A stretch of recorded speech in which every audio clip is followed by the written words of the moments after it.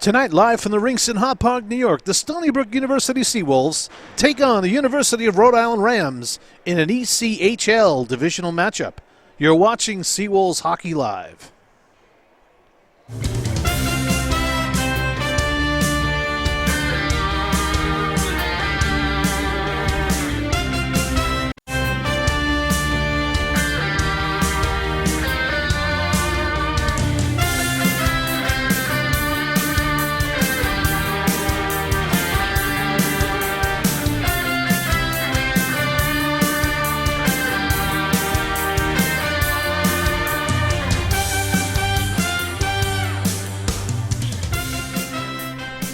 Good evening, everyone, and welcome back to Seawolves Hockey Live as we get set to kick off the Seawolves' first home games of the 2015-16 season.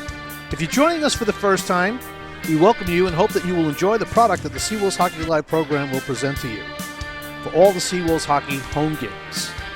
Last season, the Seawolves made it all the way to the ACHA National Championship and suffered a disappointing 4-0 loss to Central Oklahoma. The Seawolves had to face a tough road and face some tough teams on the way to that final game, and they just basically ran out of energy. Recapping some of the teams' games on the way to that championship game went something like this, and we'll take it by game. So game one, the Stony Brook Seawolves, ranked 5th in the nation at the time, played Uri, who they're playing tonight, ranked 12th. The Seawolves managed a 1-0 game victory. At the same time, Central Oklahoma was playing number 14th ranked Niagara, and they took that game 4-1. Game two, the Stony Brook Seawolves took on number 4, Robert Morris of Illinois, and managed to beat Robert Morris by 5-4 score. Central Oklahoma played number 10 Iowa and defeated them by the score of 5-3. Game three, the Seawolves played the number 1 ranked team in the country at the time, the Arizona State University team, and defeated Arizona State again by a close score of 2-1. At the same time, Central Oklahoma was playing Minot State, a number 3 ranked team, and they defeated Minot State 5-1. And that led up to the finals. And the Seawolves went into that game very, very beat up, very tired. And you could tell by the games that they had played and the scores that those games were tough games. And they were defeated by Central Oklahoma in the finals by the score of 4-0. The Seawolves in the last 2 years have made incredible strides, reaching the national championship tournament, semifinals and final games, moving ever so closer to their quest of winning the ACHA championship. Tonight, the number 1 team ranked in the ACHA, the Stony Brook Seawolves, will begin that quest as they face off against the University of Rhode Island Rams. As the teams hit the ice, we will soon be doing a little bit of a player overview on some of the top scorers for each team. Right now, I'd like to bring in Andy Sukoff. And Andy, tonight the Seawolves are going to play that first home games of the 2015-16 season. They took 2 games on the road against the Orangemen, 3-2 and 9-1. I had a conversation with assistant coach Colin Bromstead, who basically told me that that first game was a feel-out game. And, they had to get a lot of things straightened out, which they did, and took that second game 9-1. He also mentioned something about, their power play was unbelievably hot. And that's very, very, I don't say abnormal, but we know the Seawolves, the last couple of years, have started to put that power play together. And now this year, they've already scored like an 80% in that first game with all those power plays they had. And that's important to establish the power play early on in the season. And what I took from that 9-1 game, the line of Tyler Underhill, JT Hall, and Andrew Satola, they seem to really mesh well together. As Tyler Underhill in the second game put up 3 goals and an assist, JT Hall with a goal and 3 assists, Satola with 3 assists. So that seemed to work out very well, and look to see that continue. So that's a magical combination from last year that's still back, and that will pay dividends for them. Especially with 5 of the top 7 scorers from last season no longer with the team. Right. They need those guys to step up and continue their hot play. I think tonight you're going to see a really good game here. Rhode Island's coming in here knowing they lost a 1-0 game in the finals in the national tournament. Very first game of the tournament, and I'm sure it's on their minds. I'm sure they're going to want to come in here knowing that last year their record against the Seawolves was 1-3. I mean, every game was close. I mean, the Seawolves scored a total of 15 goals. Rhode Island scored a total of 12. So 3 goals was the differential in all 4 games during the regular season. And Stony Brook won the last 4 of those games, including that game in the round of 16. URI winning only the first game here at the rinks, where Andy Sherman put up, I think, like 50 saves. That incredible game. I remember it. And we call his name every 2 seconds. So now we expect a real good game tonight. We think the Rams are going to come in here and give Stony Brook all they can handle. A lot of changes with the Seawolves, of course, as players move on and they go on with their working careers and graduate college. But we got a bunch of new kids. We'll be talking about them all season long. We're going to get into a little bit more of that soon, and we'll go to our player spotlight right now while the teams are on the ice. And we'll talk about the Seawolves first, and we'll go right to number 17, JT Hall. We know JT Hall. I've watched him play here for the last 3 years, and I was having a conversation with him in the locker room, and I said, "How you feeling, JT?" He goes, "Best ever."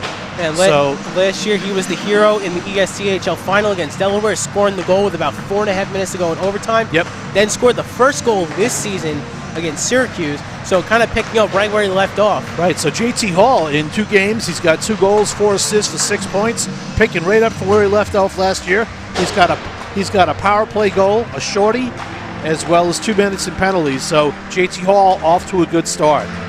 His line mate next to is number 74, and that'll be Tyler Underhill. Tyler, again, battled through some injuries late last year, gutted it out, and is having a great start to this year in 2 games. He's got 4 goals, 2 assists for 6 points. And Underhill, a senior on this team, is going to be looked at as one of the leaders. Scored 10 goals and had 10 assists last season. Yeah, he's going to score double that, if not more. Power play goal for him. He's got 2 minutes in penalties, and he's got 1 game winner. And then number 90, and this is a really interesting stat, but if I was a coach, I'd like to have 5 Andrew Satolas on my team. I don't blame you. The guy plays with as much heart as anybody out there. I mean, the reason why these guys put pucks in the net is because of Satola. I got to tell you, two games played, he has no goals. He's got 5 assists, okay? So you're looking at no power play goals, no shorties, no 2 minutes in penalties, no game winners, because he is a setup man. If there's ever a term for Andrew Satola, it's called a setup man. He is a bona fide playmaker, and when he's out there with guys like Hall and Underhill, they can make things happen. And like we saw in the second game against Syracuse, they can score in bunches. Right, and again, I know sometimes we were sitting up here last year watching, going, "Shoot the puck, Andrew, shoot the puck," and he's looking to make a pass, and you know what? He made that pass, and that puck was in the net. And last year, he played a lot of games with Barbera and Kotkamp, in addition to playing with Hall and Underhill, so he played with a lot of the top scorers. So when you play with those top scorers, you don't necessarily need to think shoot first when the other wingers out there are going to think shoot first. All right, let's talk about the goaltenders. Seawolves did not lose anything here, not by a long shot. In net tonight will be starting number 32, Todd Scarola. Todd has spent a lot of time watching games last year, but Todd's going to get a shot this year to play a lot of games. And already he's got a win. He's 1-0 in the 1 game he played. Goal percentage against 1.00. His save percentage is a healthy 0.971. So Todd will get the start tonight. Backing him up will be number 33. Obviously, we know it's Derek Wilms, the number 1 goalie in the ACHA last year. So not too shabby as far as the goalie tandem. Not at all. And in the first game against Syracuse, had 34 saves on 36 shots. Last season, 5 shutouts, a .951 save percentage, and a 1.47 goals against. Outstanding. And in 1 game played, he has a 2.0 goals against and a .944 save percentage for Derek Wilms. So I think the Seawolves are going to do quite well in the nets this year. And also, they've got some substantial backups in Jesse Little as well and some others. All right, we're going to switch over, and we're going to get over to the URI Rams, and we're going to look at a couple of players on the Rams side. Number 24, Nick Amaron. And Nick is he's a freshman, leading the team in points, 1 goal and 2 assists. So he's tied with a few people. Nick's out of Hamden, Connecticut, trying to see where he played his hockey last. He played for the Hartford Junior Wolfpack, so he's been in some good company, played for some good coaches, and Nick is leading the squad in 2 games. He's got a goal, 2 assists for 3 points, and he's got a game winner and 4 minutes of penalties. So he's a little bit of a Johnny Everyman out there, doing a little bit of everything for this URI team and doing it as a freshman. Yeah, and again, he's listed here at 5'6", 171, so he's a speedster. Probably has a lot of speed, probably a good quick shot. All right, next up is number 3, Philippe Ackermark. And Philippe comes to University of Rhode Island all the way from Stockholm, Sweden.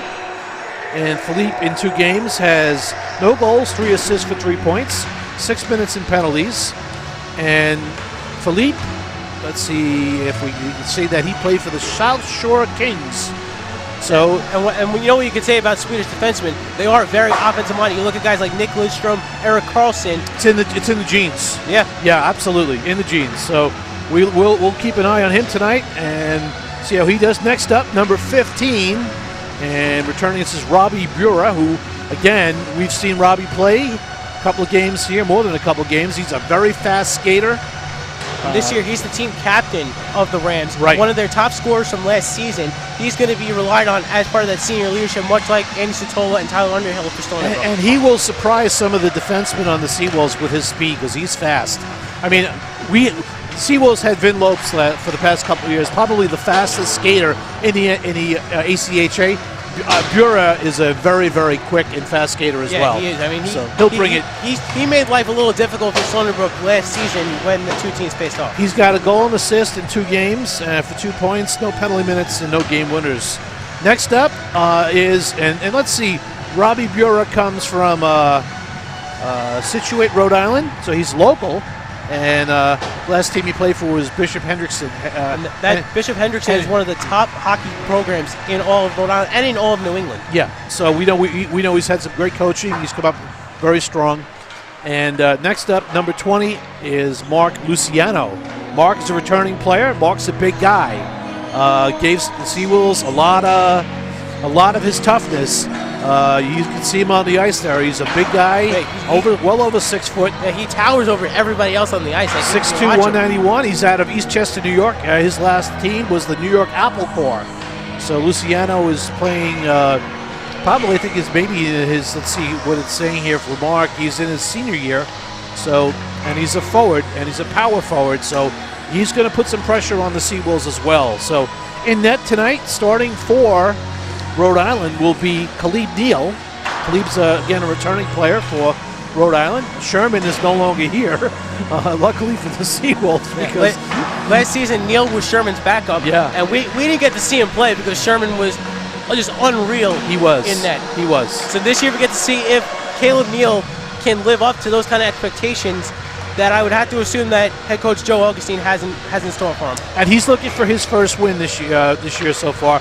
He had a tough outing on his first game, letting in 6 goals. So his goals against average is kind of high right now, but it's only 1 game, so he'll have a chance to do some work tonight to make that better.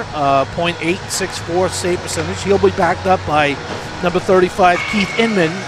And Keith has a 1-0 record with 2 goals against average and a .935 save percentage. So those are the top point scorers and players that we're spotlighting right now. We'll get a chance to talk about some of the other players from the Seawolves as the game goes on. We'll talk about the new players as they come on the ice and talk to you about where they're from. You're tuning in to Seawolves Hockey Live, folks. If you have trouble with the broadcast, I don't know how they can let us know. My producer will chime in here and let us know that you could leave a comment if you can't hear the sound or something. But for the most part, we bring you this broadcast for free. There's no charge for it, and it's something that we've been doing for the college for the past 6 years. And every year we try to get a little better at it. We're amateurs, of course, but we try our best, but we do it out of love for the sport. So sit back and relax. Warm-up is just about over. They'll cut the ice, and we'll get ready to drop the puck. Thanks for tuning in and watching Seawolves Hockey Live. I'm Andy Mignani along with Andy Sukoff. Trevor Mignani's our producer. And that's the sound of the buzzer. We'll be back in just a bit.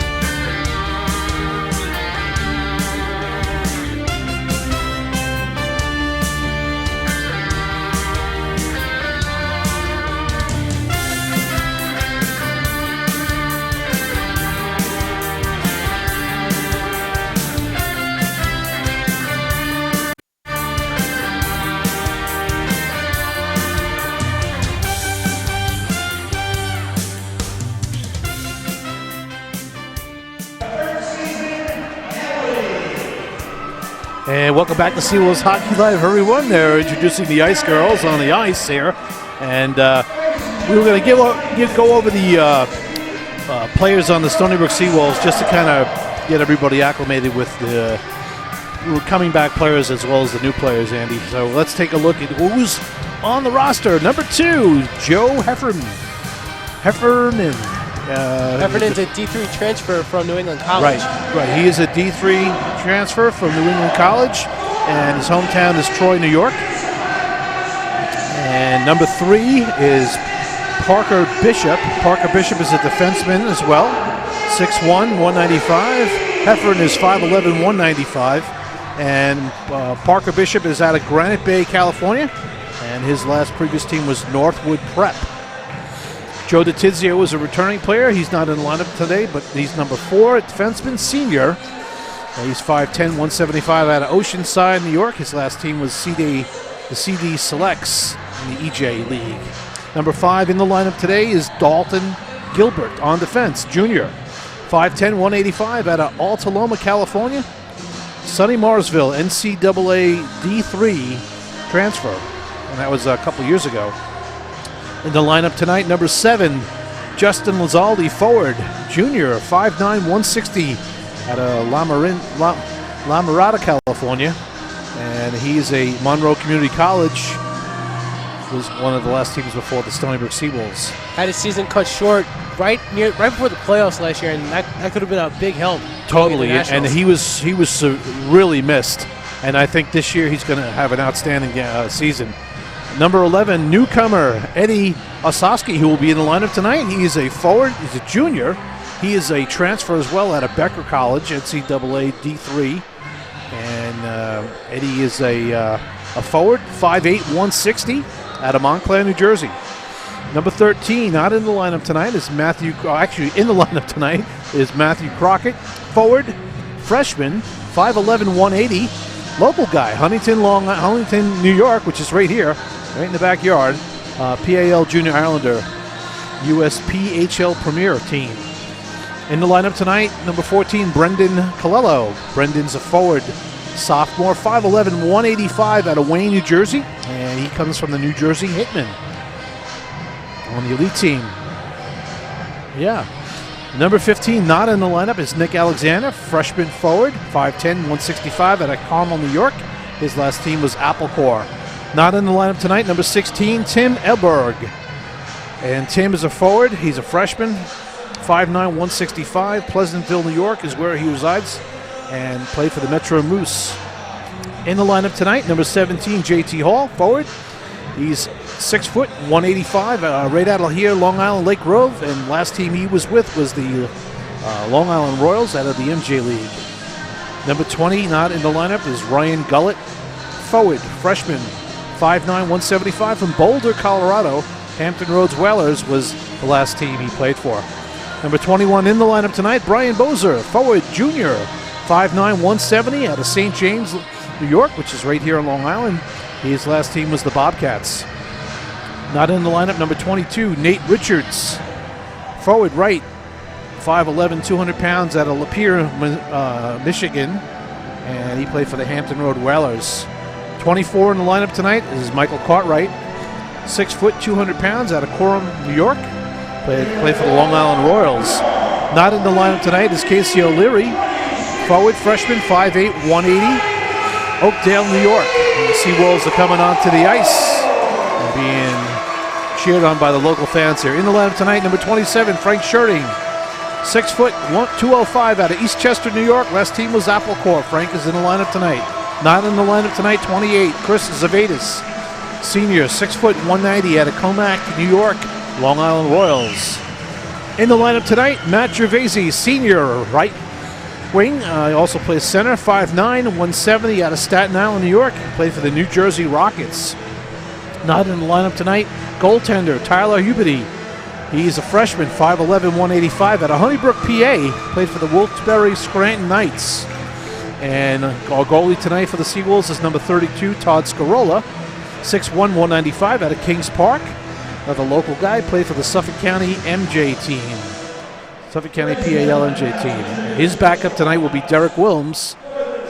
And Derek is 6', 195 out of Coppell, Texas. He played for the Atlanta Knights in the EJ. We'll get to some more of the players as we introduce the starting lineups for both squads right now.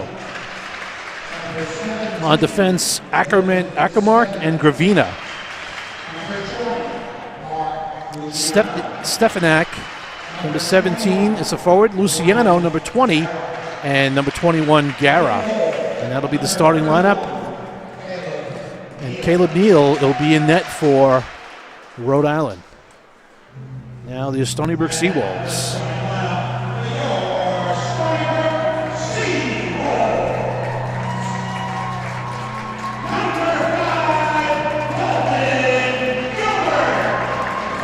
Dalton Gilbert, number 5 on defense. And number 27, Sherding. That'll be the starting pairing for defense.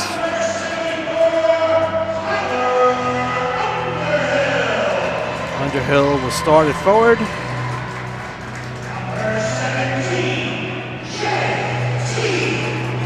Number 17, JT Hall, will be centering that line. Justin Lizaldi will be the other forward on that line. So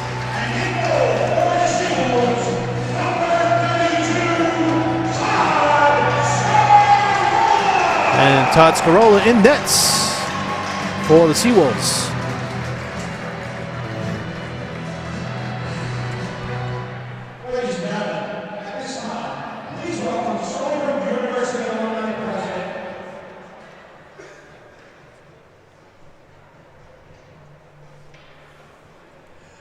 Ladies and gentlemen, this time we ask the spectators please rise for the national anthem, which will be performed by Rachel Kowalski. All right, and we'll have the Star Spangled Banner.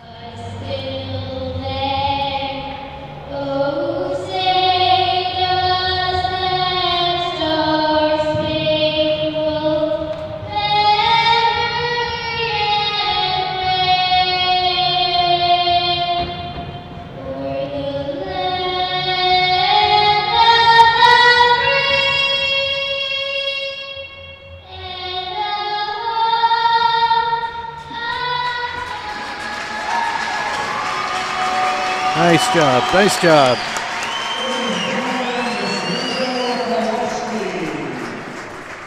All right, we're going to have I believe, a ceremonial puck drop. We had the alumni game earlier played. If you got a chance to tune in, we actually telecasted that one for you. If you didn't get a chance to watch it, I'm sure it's going to be maybe on YouTube. I'm not sure. And the MVP of that game, and we actually have a clip of him getting the trophy.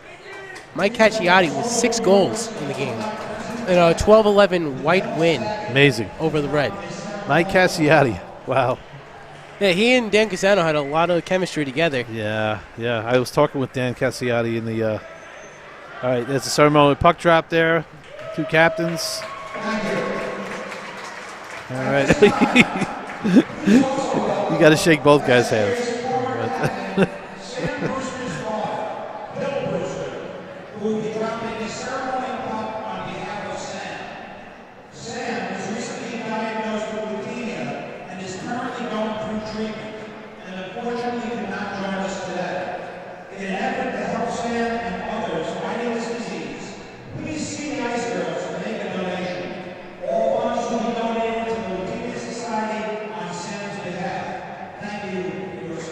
And again, I don't know if everybody heard that or not, but on the ice on that ceremonial puck drop is Sam Brewster's father.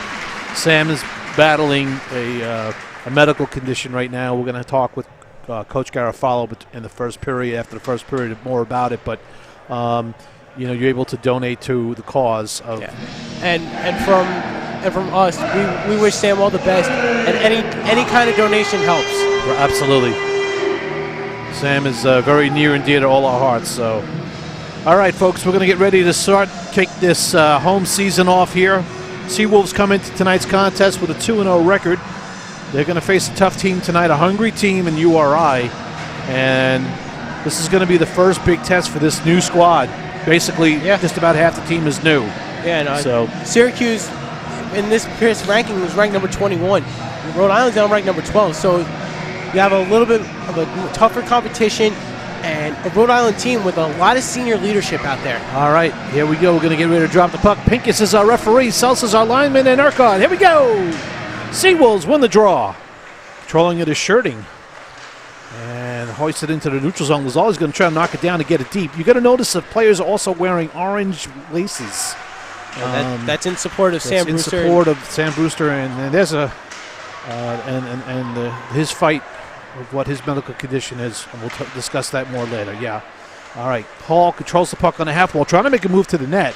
Still controlling. Throws it deep. Underhill back there with Lizaldi. Garrett along the wall for URI. Trying to get a pass up quick. And now Luciano dumps it in behind the net. Scarola out to get it. He'll forward it around to Shirting up the wall.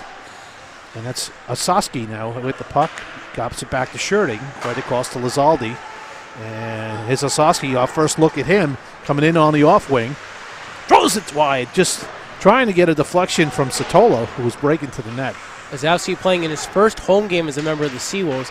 Played at Becker College before coming here. Played in about 27 games and contributed a few points in those games. All right, DeFeo was out there too. So on this line you have Satola, DeFeo, and Osaski. And this faceoff will come outside. So like you were saying in the pregame, Andy, we're seeing a lot of new faces here with this Seawolves team, including a few transfers and a lot of freshmen who are going to be expected to make an impact. Absolutely. And again, these transfers, the D3 transfers, players have played some good competition at the D3 level.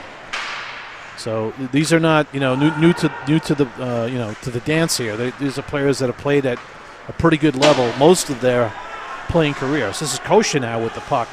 He's a new defenseman for the Seawolves. He gets it up the wall to Cartwright, and Cartwright squeezed off in the neutral zone. Fired all the way back in as URI goes for a complete change.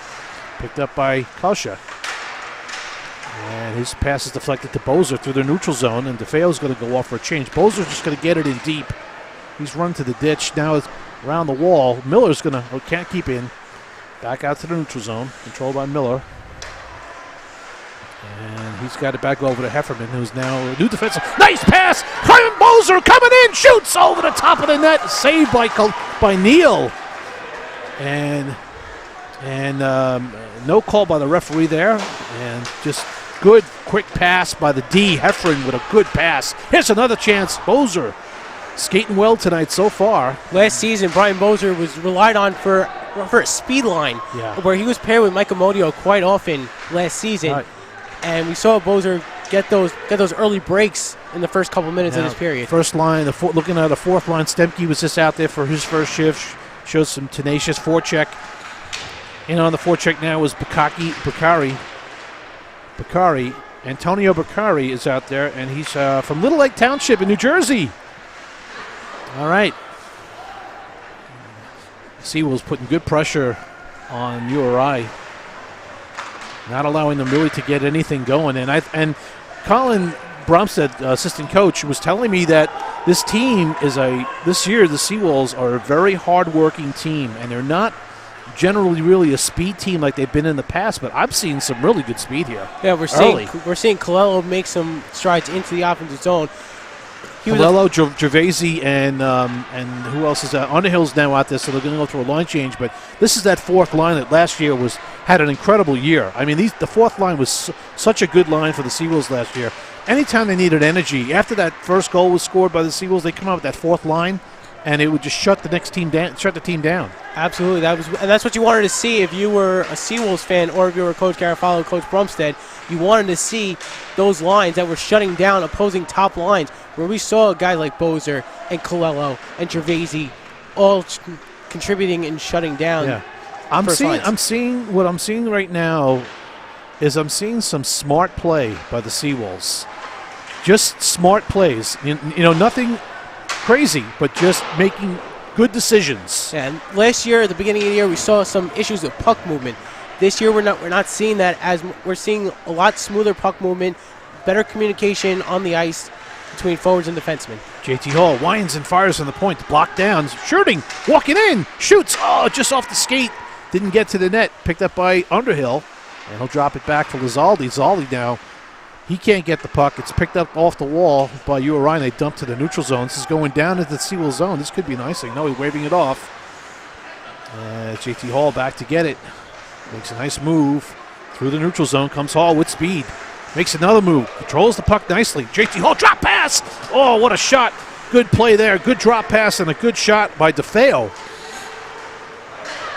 And no call on that play there. It just looks like they collided skates, but puck in the Seawolves zone now as Uri starts to put some pressure on with that number one line out there. Luciano in the slot. Oh, now they cover him up. Oh, he's open, but good defensive play there by Cartwright. Cartwright's played some good defense for the Seawolves over the past couple of years. Smart defenseman.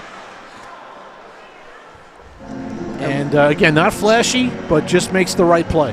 Yeah, we saw that a lot last year, where he was called upon to make some of those clutch plays that really turn the tide in certain games.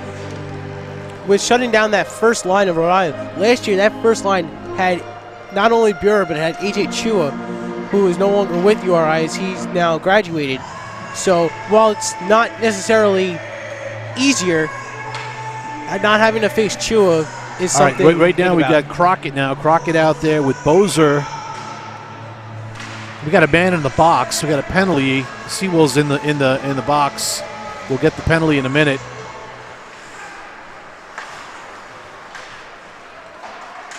As Uri gets the first power play here. Pinched off the wall there nicely. And Bozer does a good job too, pinching his player off. Around the wall, Miller. There's too many men on the ice penalty for the Seawolves. And again, that's going to be the adjustment. Nice shot by Luciano. Good save by Scarola through the screen. Picked up by Stefnik. Now we got the net. We have another call here. And it's possible, it looks like it's going to be an interference call. And going off will be Gara. It's going to be a hooking call on Gara. Hooking call on Gara. And it's DeFeo in the box. DeFeo's in the box for the Seawolves.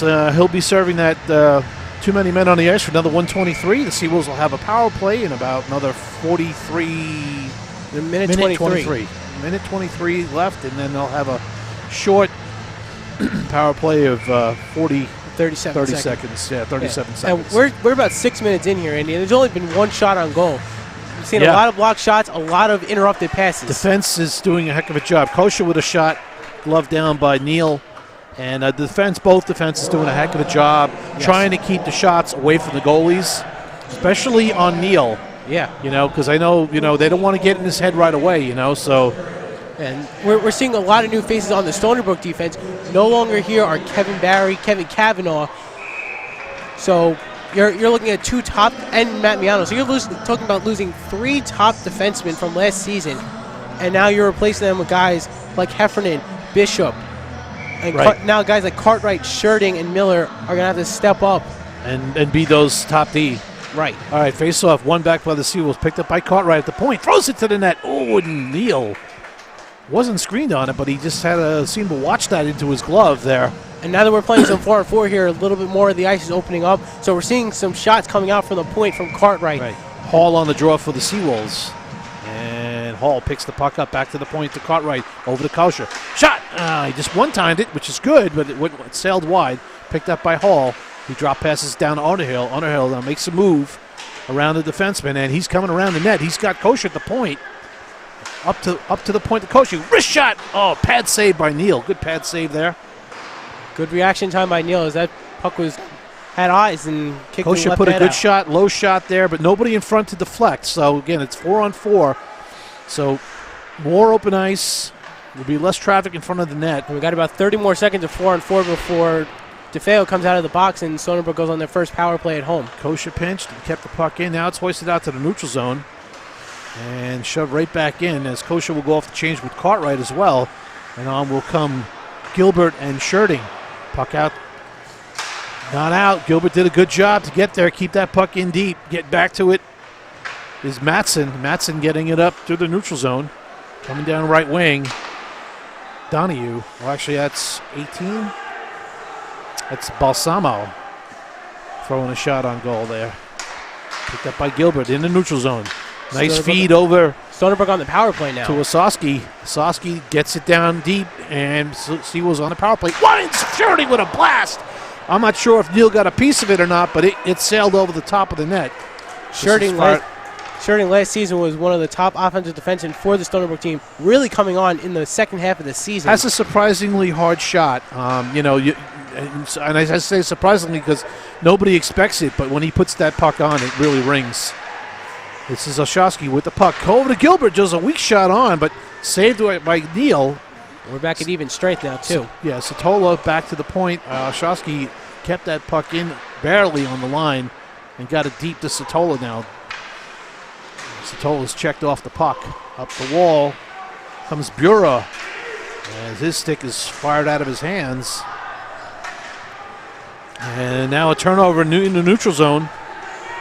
And a shot blocked down by the D. Stony Brook strong on that defensive blocking. Oh, this will go all the way out of the zone. And Stony Brook will get a chance to change up. And that was a change they really needed to get. That line was out on the ice for quite a while. That clear was very important.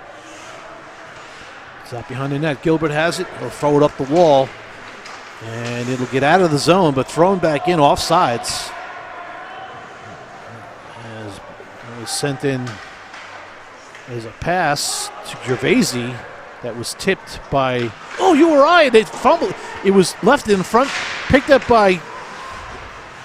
Bit of a lax play there by Uri. Yeah, Colello threw a pass to the middle of the to the front of the net, but there was nobody there. And what Uri thought was initial icing, it tipped out Gervaisi's stick. Yeah. And that's what caused the wave off. And I don't think Uri saw that it skipped out Gervaisi's stick, and that's what caused that little lull-in play by the Rams right in front of Caleb Neal. He was doing a decent job in getting that puck out of the zone on their breakout. They're not getting stuck. In previous years, we've seen the D get stuck with the puck and get that forecheck put on them quickly. I'm not seeing that tonight, which is a refreshing change. And that's what URI did last year in the first game that they played against each other. URI was relentless on the press. Right, and Brendan Jones, who started that game, did everything he could, as well as the Stony Brook defense.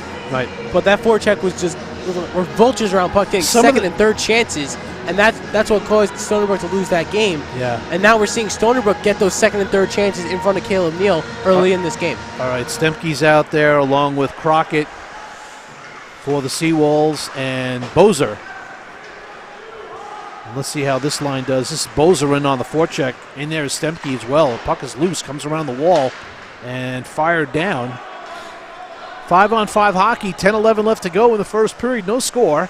Seawolves up on the shots 4-0, but no score yet. Sherding now met in neutral ice there by Ackermark, who's a solid defenseman for URI. We'll keep an eye on him tonight. He's all the way from Stockholm, Sweden. There's a little nudge on Bozer along the wall by Gara. That puck is fluttering not into the corner, but picked up by Bozer. Good play by Bozer. Back to Kosha. Fires! And he gets it in! Kosha with a blast from the point. I think Neal was a little screened on the play. It didn't seem like he saw it all. We'll look at the replay. But nice low shot by Kosha and got it in. past Neal for the 1-0 lead. Here it comes. Now let's watch that again here. Good puck movement by Stony Brook as it He winds now. You see, there's really nobody there. He's not blocked by Ackermark. Ackermark was not in his sight, so he just misplayed it. So good shot by Koska. And after we saw Kosha miss on a one-time opportunity earlier in the period on the 4-on-4, he winds up and gets every last bit of that puck. All right, and here's puts it past Neal. Kosha with the puck again. Looking for an out through the neutral zone. Fires it in. And Seawolves in on the forecheck. Here comes Lizaldi and Underhill.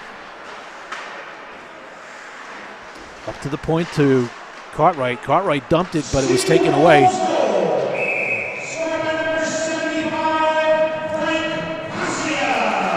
Got a nice crowd down here for opening night. Yeah. Opening night of the season for the #1 team in the nation. This is what you want to see. You want to see a lot of people here. You want to see this team generating buzz in the community, at the university. Right. All right, face-off at center right, so that puck was knocked out. And Seawolves control the puck. So this is Gilbert firing in. Neal leaves it behind for Demore. And Demore is immediately met by Lizaldi, who's skating really well tonight. Lizaldi coming back after missing the last several games of the season due to a knee injury. And it's good to see him back out on the ice and skating at full speed. Had an entire offseason to recover, all training camp to get back into game shape. And he's playing the part. And I like the movement from the Seawolves. They're all moving. It's almost watching Lizaldi is almost like watching Vin Lopes and how he played for the Seawolves the past couple of years here. Moving, always moving, and very hard to see where he's going and unpredictable. And that's what we're seeing right now with Lizaldi. So this puck comes out of the zone. Shawsky's tried to send it up the wall, but there was nobody there. Satola now controls in the neutral zone. And he'll whirl and turn and get it over to DeFeo. DeFeo, nice pass on to Oshowski's shot, and he scores! There's something we're going to take a look at again. There's a beautiful wrist shot, and I think he surprised Neal how quickly he got that shot off and beat Neal high glove side. Oshowski making a contribution. And what a shot by Wazowski. As you watch that again, puck driven in by DeFeo. Wazowski taking on 3 guys in the slot and just goes over the glove. Oshowski with that quick movement.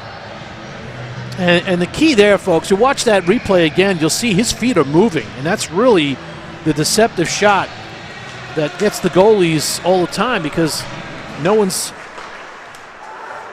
focusing on as much as the skates as they are on the shooting. There's a shot to the outside of the net. Scarola pushes it wide. And big hit in the corner, picked up by Stony Brook. Coming back in is Oshowski.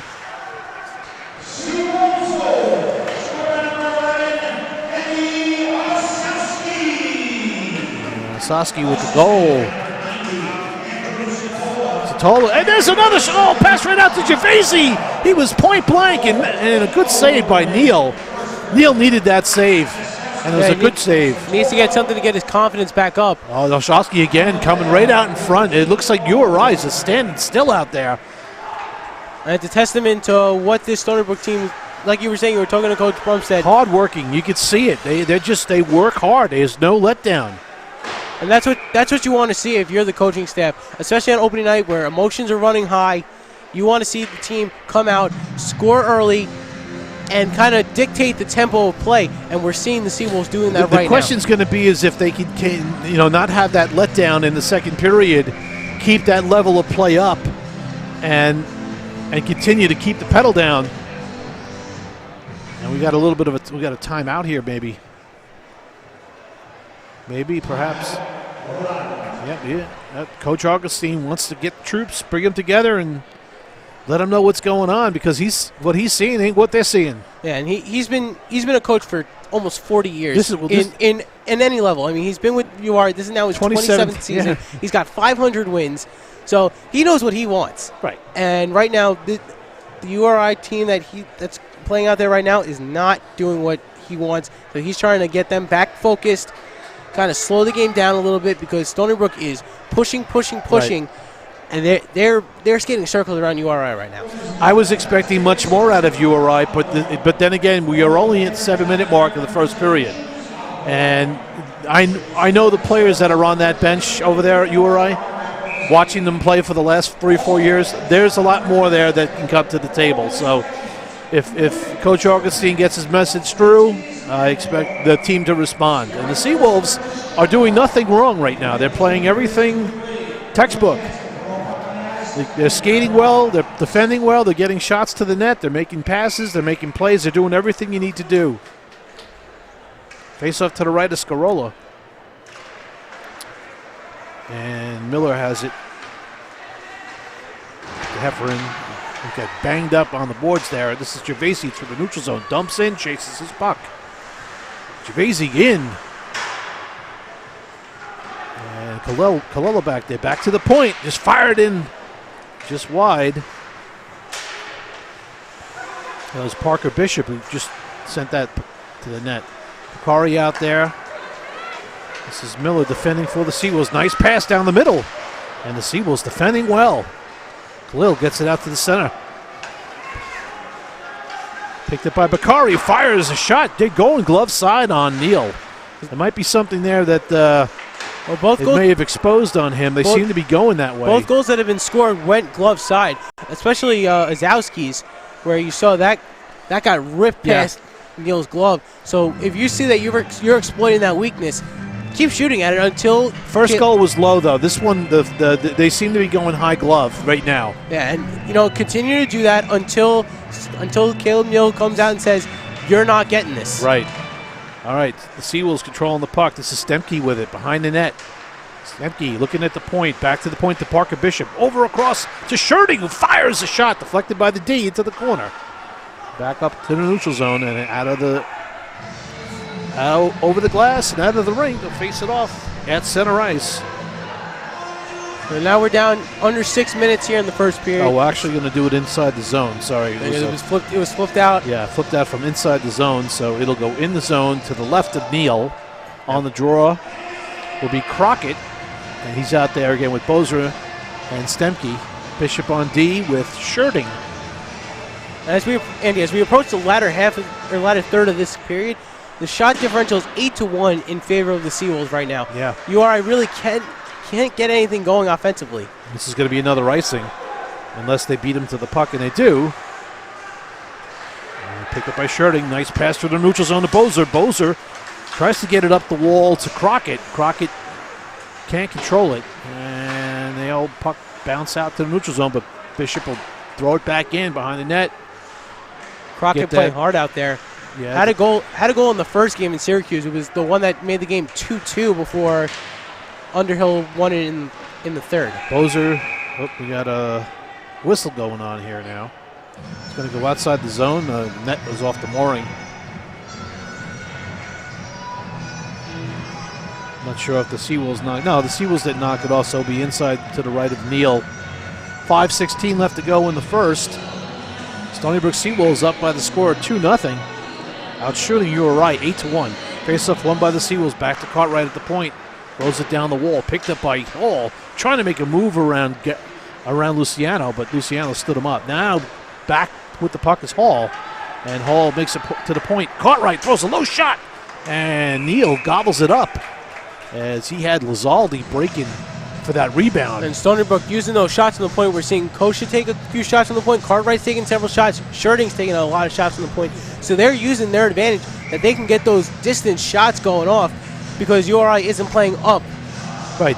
And use the defense whenever you can because, again, they can bring the shot, get a deflection. This is Hall on the draw. Back to the point to Kosha. Kosha with the puck. Sends it back deep. Down to Underhill. Underhill controls. Back down the wall to Hall. Back up the wall. Back down to Underhill.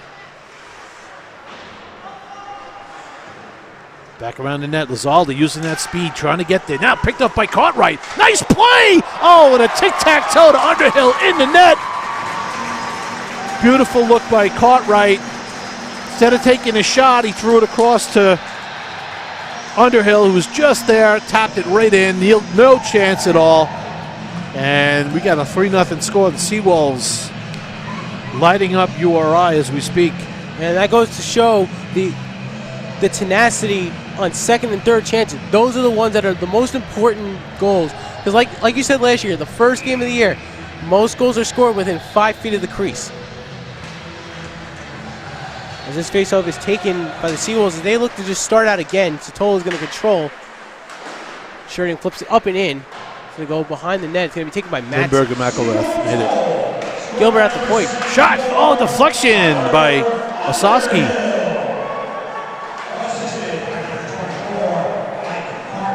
And again, this Seawolves team is just ferocious on the puck. They are not letting URI get anywhere near it. So we're down to about 4 minutes to go in this period. The Seawolves are just constantly attacking the zone. They are crashing the net. They're getting their defensemen involved, and they've dictated play behind the net. All right, face-off controlled by the Seawolves. Now in the neutral zone, Gilbert fires all the way in, all the way around. Down to 3:47 to go. Yeah, back out into the neutral zone, picked up by Sherding. They'll get it over to Gilbert. Gilbert will send it up to Colello, who just dump it in. On the forecheck is Bakari. Bakari controls the puck back up to Miller at the point. Miller just throws it back deep behind the net. Gervaisi back for the Seawolves. Seawolves controlling the puck a lot here. Not really giving URI much of a chance. They're just moving the puck. Back out to Gervaisi, who controls and just dumps it back behind the wall to Bakari. Bakari is now picked up by the Seawolves again. They're controlling it. There's a shot right to the net. Oh, it's screened by Colello, and it went in. And it did go off Colello, so it should be his goal. And right now, Stonebrook is just pouring it on, and they're not letting Caleb Neal even have a chance to breathe. Yeah, and that was a screen there, and that whole shift was a testament to what the Seawolves are doing here, is they're puck controlling the game. They're literally taking away all the time with the puck for URI, controlling it all themselves, and that's really how you win games. And here's the replay here. There were two guys in front. Yeah. Gervaisi was also in front, but you can watch. He stick. Reacts way late because he didn't see it coming in. So the Seawolves now, with their 4th goal in the first period,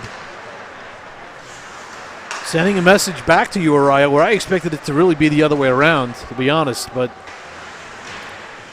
Stemke back there for the Seawolves, battling hard. Picked by Ackermark with the puck now behind the net, looking for his options. Everybody seems to be covered. I like what's the Seawolves, that 1-2-2 is really giving URI a problem. Good defensive play there by Heffernan. And now you're starting to see a little bit of, maybe not so much desperation, but a little more aggressive play from URI. They want to try and get one back before the end of the period. Because going down 4-0 at the end of the first period is demoralizing to the psyche of a team. Yeah, that's an offsides play right there. Again, they're not able to control it. They're playing with the sticks a little too tight right now. They need to loosen up and get their feet moving. That's really what they need to do. Oh, it's a big hit there. Stemke with Stepnak. And that puck's fired out of the rink, and we'll have a face-off in the zone with 1:52 left to go in the first. Seawolves with 12 shots on goal and 4 goals.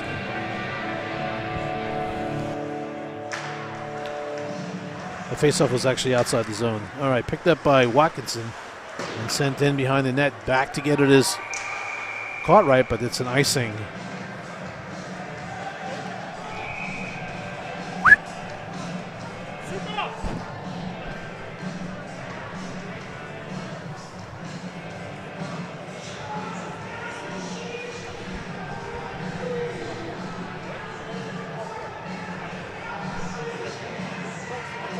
We have to go and get him.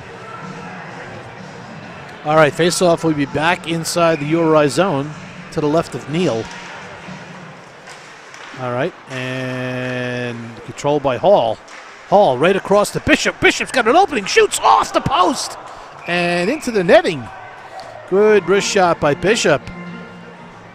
Looking for that top corner and running it off the pipe. Stony Brook Seawolves head coach Chris Garofalo back for season number 17. I think 17, 18, and not as many years as Coach Joe.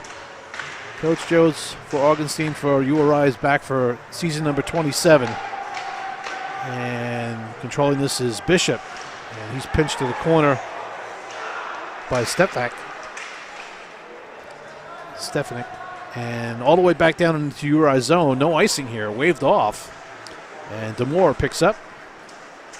Neutralized pass coming in now is for URI. Nice tic-tac-toe play. Luciano just trying to get a shot, was not able to get it to the net. URI just trying to get something going, only really registering one shot on goal. And tribute to the Stony Brook squad, doing an excellent job on the offensive side, which takes care of the defensive side most times. When you're playing in the offensive zone, and the defense is able to help you keep that puck in the zone, there's very little ice shavings on the Stony Brook side of the ice. And URI coming in with the last 19 seconds to go. Here's an opportunity maybe for a shot. Back behind the net, controlled by URI. Satola does a nice job on the back check. Shot right on, saved by Scarola. There's the second shot for URI. That puck sails all the way wide as we're down to the last seconds, and that's it for the first period. The Stony Brook Seawolves skate to a 4-0 first period. 13 shots on goal, 2 shots on goal for URI, one coming in the last couple of seconds. And a very impressive opening period for the Stony Brook Seawolves as they will skate off for the first intermission. And we're going to take our first break, and we'll be back to go over the highlights and the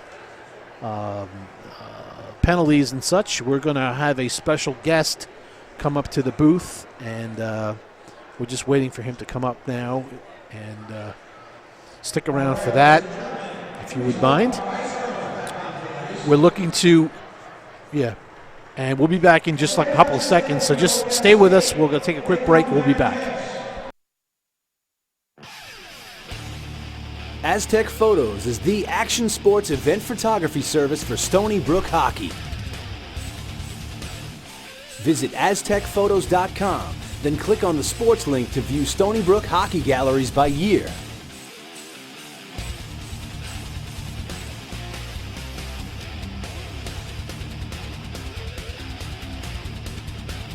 Visit aztecphotos.com.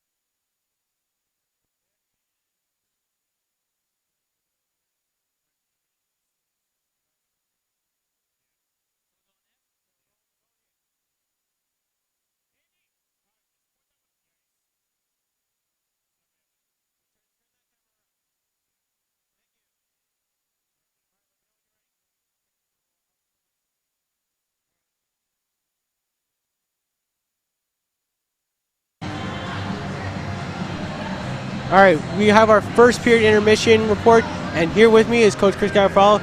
Coach, that was an incredible first period. Tell me about that. Tell me about that puck move that you saw out there. Yeah, the boys are really in sync right now, and they're working really hard. That's I said it from day one, from the beginning of camp. These guys work pretty much the hardest team I've ever had, as far as a hardworking team goes. And just one quick thing, defense out there, stifling URI, forcing them only 2 shots in the entire period. Yeah, I said in the locker room, just let's let Scarola see the shot, keep everything to the outside, but they're doing more than that. They're keeping him out from getting shots. So he's doing a wonderful job. The whole D is doing a great job. it's honestly it's an A+ period for us. So I'm really happy. Yeah, and the last thing, can we get an update on Sam Brewster? Yeah, we love Sam. He's a big part. I think Sam would really love playing with a team like this because they epitomize what he always did when he was here and worked really hard, and he gave everything he had, and we're supporting him through this tough time right now. And right now he's home, which is great. So his dad's here in the stands, and his dad had some really inspirational words for the guys in the locker room, and talking about how hard work can fold over into your real life, and what you learn in hockey can help you along the way. And then these guys it really hit home what Mr. Brewster was saying, and we love Sam, and he's always been a positive life of this program, and we're going to do whatever we can from Long Island, New York, to help support him and his family, because he's a special guy.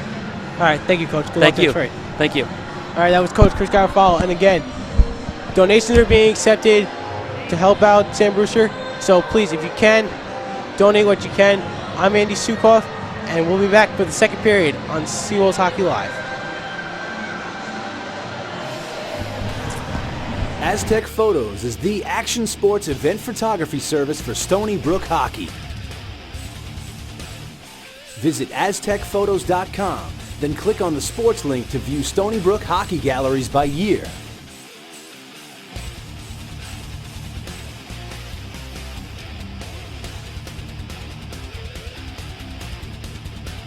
Visit aztecphotos.com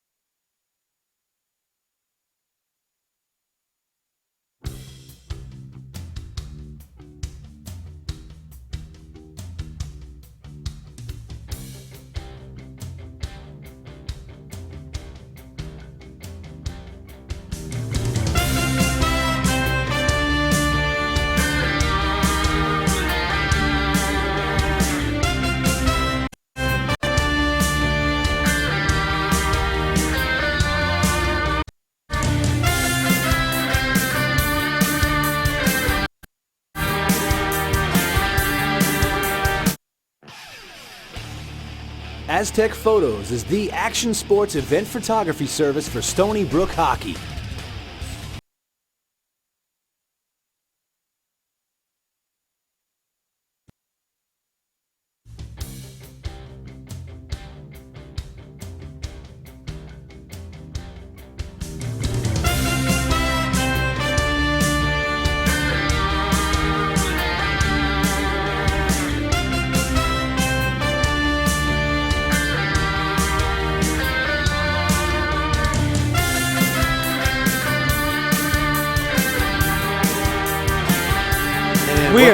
Sorry. Welcome back to Stony Seawolves Hockey Live. A little glitch there getting back on. Andy, why don't you take us through the stats in that first period? Okay, relatively simple here. It was all Stony Brook, all 20 minutes, 4-0 lead, 13-2 shots on goal, an advantage of the Seawolves. The first goal scored by Frank Kosho off the one-timer from Bozer with about 9:37 to go in the first. The second goal was scored by Azowski about a minute later. The third by Underhill from Cartwright with 4.5 minutes to go. And the last one by Miller from the point with about 3 minutes to go in the first. 2 penalties taken in the period. One by Stony Brook, was taken by DeFeo for too many men on the ice. And for URI, Garrow goes off for cross-checking. So really, in terms of that period, Andy, Stony Brook just dominated URI in every facet of the game. And like Coach Garofalo said up here, it's a hard-working team, and he's very proud of what he saw in the first period because they looked incredible in front of the home crowd tonight. I totally agree. Looks like we have some help, some support up here tonight. Guys from the team going to be helping us out with the camera. We appreciate that. And make sure we get their names, okay?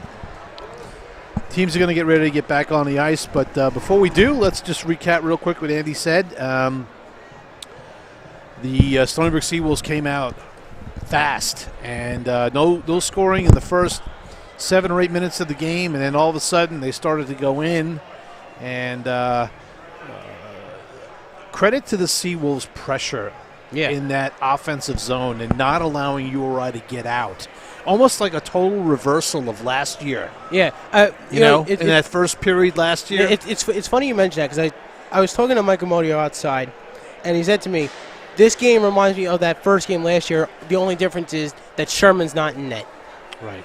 And, you know, last year the first period was a little different where Stony Brook played a little tentatively, but then came charging on in the second and third, and just Andy Sherman was unbelievable. And I think he had something like 46, 50 saves. Yeah, or something he had 50 saves on 51 shots. Yeah. And Brendan Jones didn't even do that badly in that game either. I mean, Brendan didn't get a lot of work. And then what happens is, and he had to mentally stay in that game. Yeah, because Stony Brook was just charging, and Sherman was putting on his best Patrick Roy. The first period was a tough period for Brandon Jones because the forecheck that URI put on Stony Brook, they could not break it. And they were turning pucks over. And Brandon had to make some big saves in that first period. I know they wound up losing that game, but it was the second game where they won, they figured it out. Right, and now we see it here in this first game. Caleb Neal seemed a little bit overwhelmed by the Stony Brook attack, and they just kept going and going, getting those second and third chances, which those are the most important ones to get, because if you keep control of rebounds. Get their names. And getting those second and third chances, those are the ones that lead to those goals that teams have incredible backbreakers on. You can continue to control the puck after getting that initial shot off and control the time of possession, especially in the attacking zone. You're going to win. We got a newbie, Tim Elberg, helping us out here. Who's down there?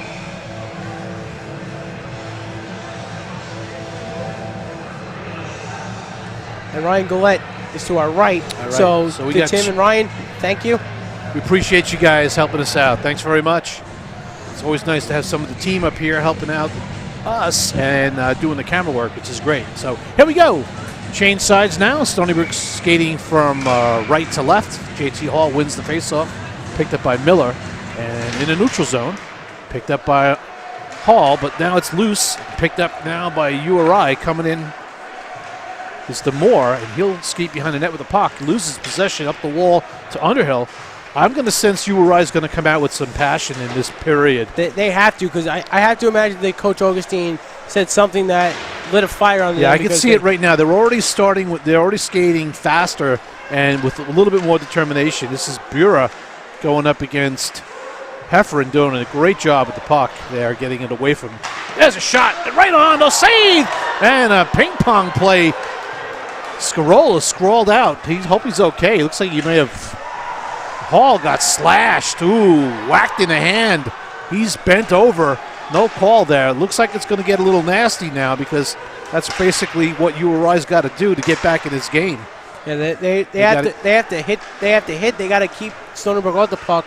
Scarola is up, so yeah, that's got a penalty good. going on now, and I'm not sure who's going off. It looks like it might be a Uri guy.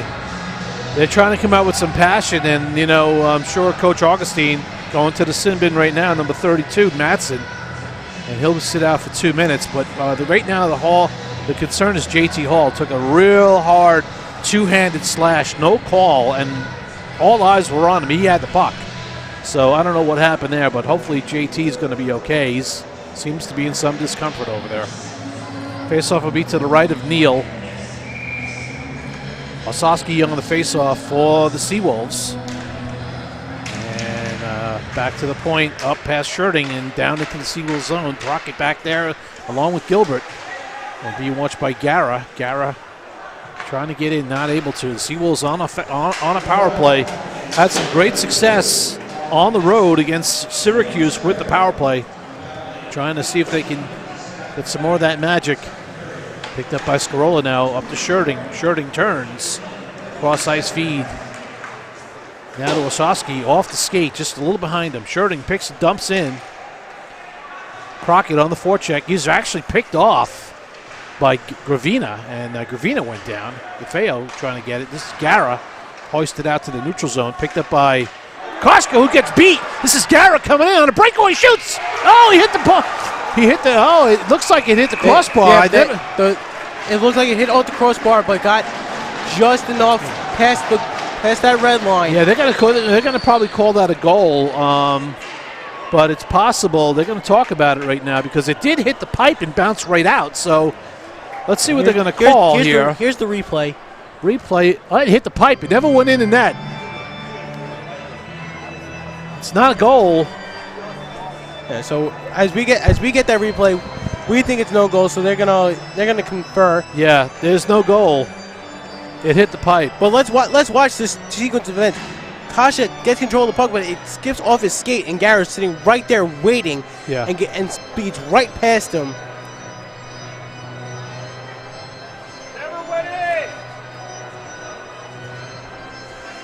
And right now, Coach Garofalo is giving the refs a piece of his mind. Yeah, it was a crossbar, no goal. But they're gonna call it a goal anyway. Because referees can't be in position when they only have two refs. It's difficult to have only one ref. But the linesmen are never in position to call a goal, and the referee's never on time getting to a breakaway situation. So right now, that's a goal for URI, getting them back in the game here on a shorthanded goal. Koska ran into a little trouble with that puck in his feet, and URI took advantage of it. Scarola really did a good job. Puck went off the crossbar, as we saw in the replay. Never really went in the net. This is Underhill now with the puck. Let's see if this wakes up the Seawolves a little bit. Koska with the puck, back to Underhill. On the half wall, Underhill down low to Satola. Satola's got Hall. Hall's back in. Oh, and a shot just ricocheted off the glove of Neal. And Hall's playing very aggressively, getting some good looks. He's had a really torrid start to the season. All right, this is Underhill with the puck. Well, shot right on, saved by Neal. Underhill with the puck. Again, controlling it. Pass back behind the net to Satola. Satola moves with the puck, trying to get it across to Koska, but it's deflected. Koska with it now. Down the half wall to Hall. Hall controls on the wall. Down to Satola. Down low. Koska breaking for the net. No openings to get it to him. Hall controls the puck. Holding it puck down to Satola. Satola making a play with the puck. Trying to get it up to Underhill. Good job by URI. Picked up by Hall. Now we're all even up. Penalty is now over. Back behind the net, controlled by Satola. Out two! That was Stemke. You almost had a chance, and that puck didn't get to his stick, but it was wide open. Picked up by Cartwright now. Cartwright throws it up the wall, but it's deflected back. Picked up by Koska. He'll hold behind the net, and he'll start out. Neutral zone pass. Kelleb over to Bakari. Bakari in on left wing. Fires wide. All the way around the wall. Picked up by the D for Gervasi for the Seawolves. Back to Bakari. And he'll throw it back behind the net. Picked up by Kalila. Back to the point. To Bishop. Fires a shot. Kalila back. Deflected it, but it went wide. Never got to the net. Gervasi now controls the puck as somebody lost their stick. It looks like a URI player who's out with a stick. And now here comes a URI. And that shot is deflected up into the netting. Nice play there by Bishop to put the stick out and deflect the hard slap shot that was coming his way. And we really are seeing a different URI this period. And I thought we would see this team in the first period, but it just took maybe took the first period to get their legs. I'm not sure, but Coach Augustine, I'm sure, got to them. It is a long bus ride from Rhode Island down here. All right, they're on the wall. Picked up by Miller. Miller's fans on it. Picked up by Uri now on a shot, trying to get it to the net. Out in front, and now they score again. This is Bura, who Bishop had Bishop in front of the net, could not control the puck, and Bura skates it in front of the net and slips it right past Scarola. Now we got a 4-2 score and more of a hockey game, folks. This is what we were kind of looking for in that first period. Seawolves came out smoking with a strong start. And here's we look at again. Bishop misses off the inlet pass to Buer. So it looked like it was Gara. Notice how when the play starts to get a little bit more in the Stony Brook zone now, you got more offense coming from URI, putting the pressure on the Stony Brook defense. So we really didn't get much of a chance to see much of in the first period because they were on the offense so much. Picked up by Bozer, back to the point. Shooting, fires a shot, low, saved by Neal. Neal's making some saves now. He's seeing the puck a little better. And picked now up by Crockett going down on the forecheck behind the net, sandwiched by two URI players. And now's the time for Stony Brook to respond. They have to get the next goal here, get the lead back up to 3. Because if URI gets the next goal, cuts it down to 1, they're going to have all the momentum. And walking right in, and that shot, URI is doing a great job right now. Right now, URI is skating with speed, and they're skating with conviction. And I think they got Stony Brook a little stunned right now as they just put in that third goal in less than 5 minutes. Yeah, this is 2 goals in 35 seconds. Yeah, I think Coach Garofalo might be calling the timeout, just like Coach Augustine did, and maybe have to do the same thing to get his players going, because right now the Seawolves are flat, and we've seen a lot of this last year in that second period. Now Coach Garofalo calling his timeout. Yeah, he had to. Yeah, you're up by 1 goal now, and you basically you got 1 shot on goal since the first period. So and you've given up 3 goals in 3 minutes on 8 shots. On 6 shots. They had 2 shots in the first period. On 6 shots, they got 3 goals. That's not a good percentage for Scarola right now. No. So Stony Brook needs to turn their jets on and get going again and get that speed moving. Win those loose pucks and win the puck battles, because right now you see the speed of URI. Yeah, they are fast, and yes, they weren't skating like that in the first period. And now that they have Luciano on the ice, a big guy who can throw some weight around. Ed Gara, you look at Luciano and Gara, 2 big players, and then that line that Buer is on is a speed line. Yeah. I mean, that play that he made in the neutral zone, all he did was tic-tac-toe the puck to his forward coming up the right wing, and they were in the zone. Mm-hmm. So now the Seawolves defense is under a lot of pressure here. Now we're going to see whether or not they can handle this. Let's see how it goes. Face-off center ice picked up by Hall. Now he loses it, and coming in is URI. And putting everything on the net. Whatever the shots that they can get to the net, they're putting shots on. And that had to be what Coach Augustine said to him. Take as many shots as you can, get them on net, make Scarola work, make the defense work. Because we saw in the first period, the defense, they were pushing URI back.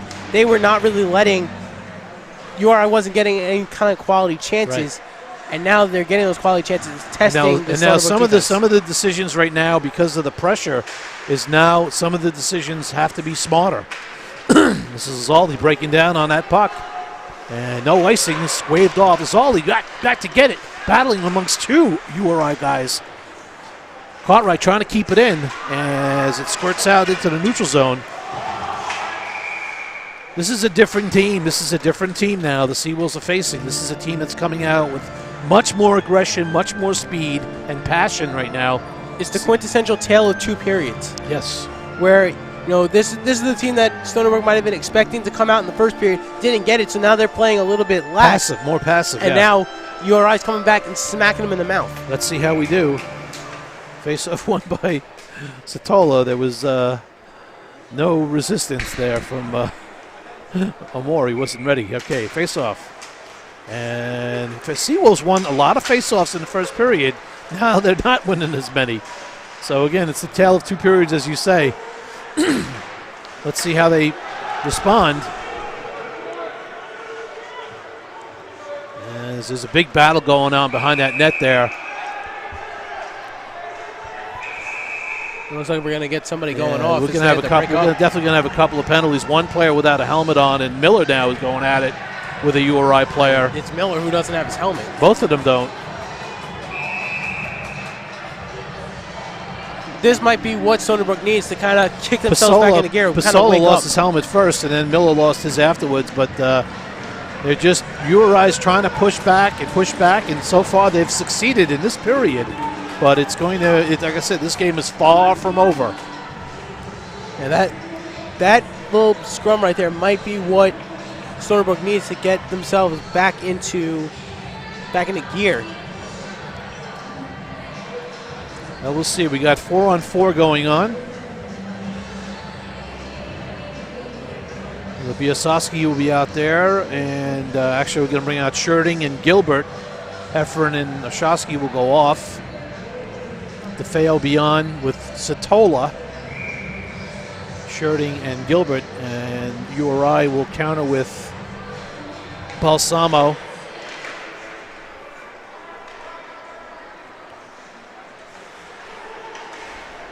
Demore on defense along with Matson.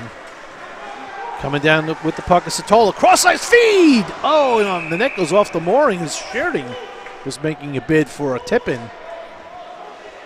And Sherding getting more aggressive in the offensive game, kind of like we saw towards the end of last season. But that's what you want to see. You want to see these guys pushing back against the URI defense, as they've been playing a much stronger game in this second period. Satola loses the faceoff and his stick. Now he's got it back. Good forecheck down low by DeFeo. Back to the point to Sherding. Walks in and shoots! And a save by Neal. Neal all of a sudden has redeemed himself. As the URI players are banging their sticks, he was point blank. Frank Sherding was point blank with Neal. Yeah, we're gonna watch it again here. DeFeo causes the turnover in the corner. And a great pass here, right out. They start to circle it around. Sherding sitting right in the slot, nobody on him. And going high glove side, and Neal got him. So now you got to think Neal's looking high glove side. They got to look somewhere else. Back to the point. Gilbert over to Sherding. Sherding throws it down behind the net to Satola, getting it out front to DeFeo! And another save by Neal. All of a sudden now, Neal is making some saves as the Seawolves now are finally starting to ramp up the shots again. Yeah, we're starting to see some signs of life. Here's the play. Satola gets out to DeFeo. DeFeo sitting right there, has a quality chance, puts it right into his chest. Short side, high corner would have been the choice there, but armchair quarterback. Here's DeFeo over to Satola. Rebound, loose puck. They jam away at it, and Neal's got it underneath them. As the Seawolves starting to step it back up again, which is good for them because... Yeah, and whatever Coach Augustine said to Caleb Neal seems to be working, because he's a completely different goalie in this period. He's getting more aggressive. He's blocking that glove side high.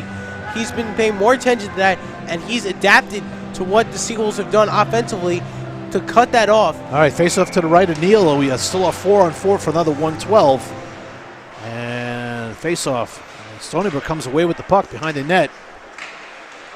Is Crockett, and coming in for Zasowski now. Again, Seawolves have some speed too. Crockett, nice move by Zasowski behind the net there. Shoots! turnaround shot by Osowski, using that speed. And we had another penalty being called here.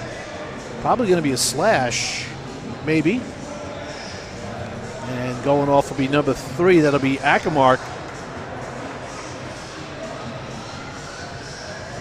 And we'll see what the call is. The Seawolves will go on a power play.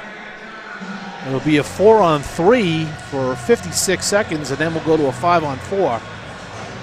5-on-5. That'll be only.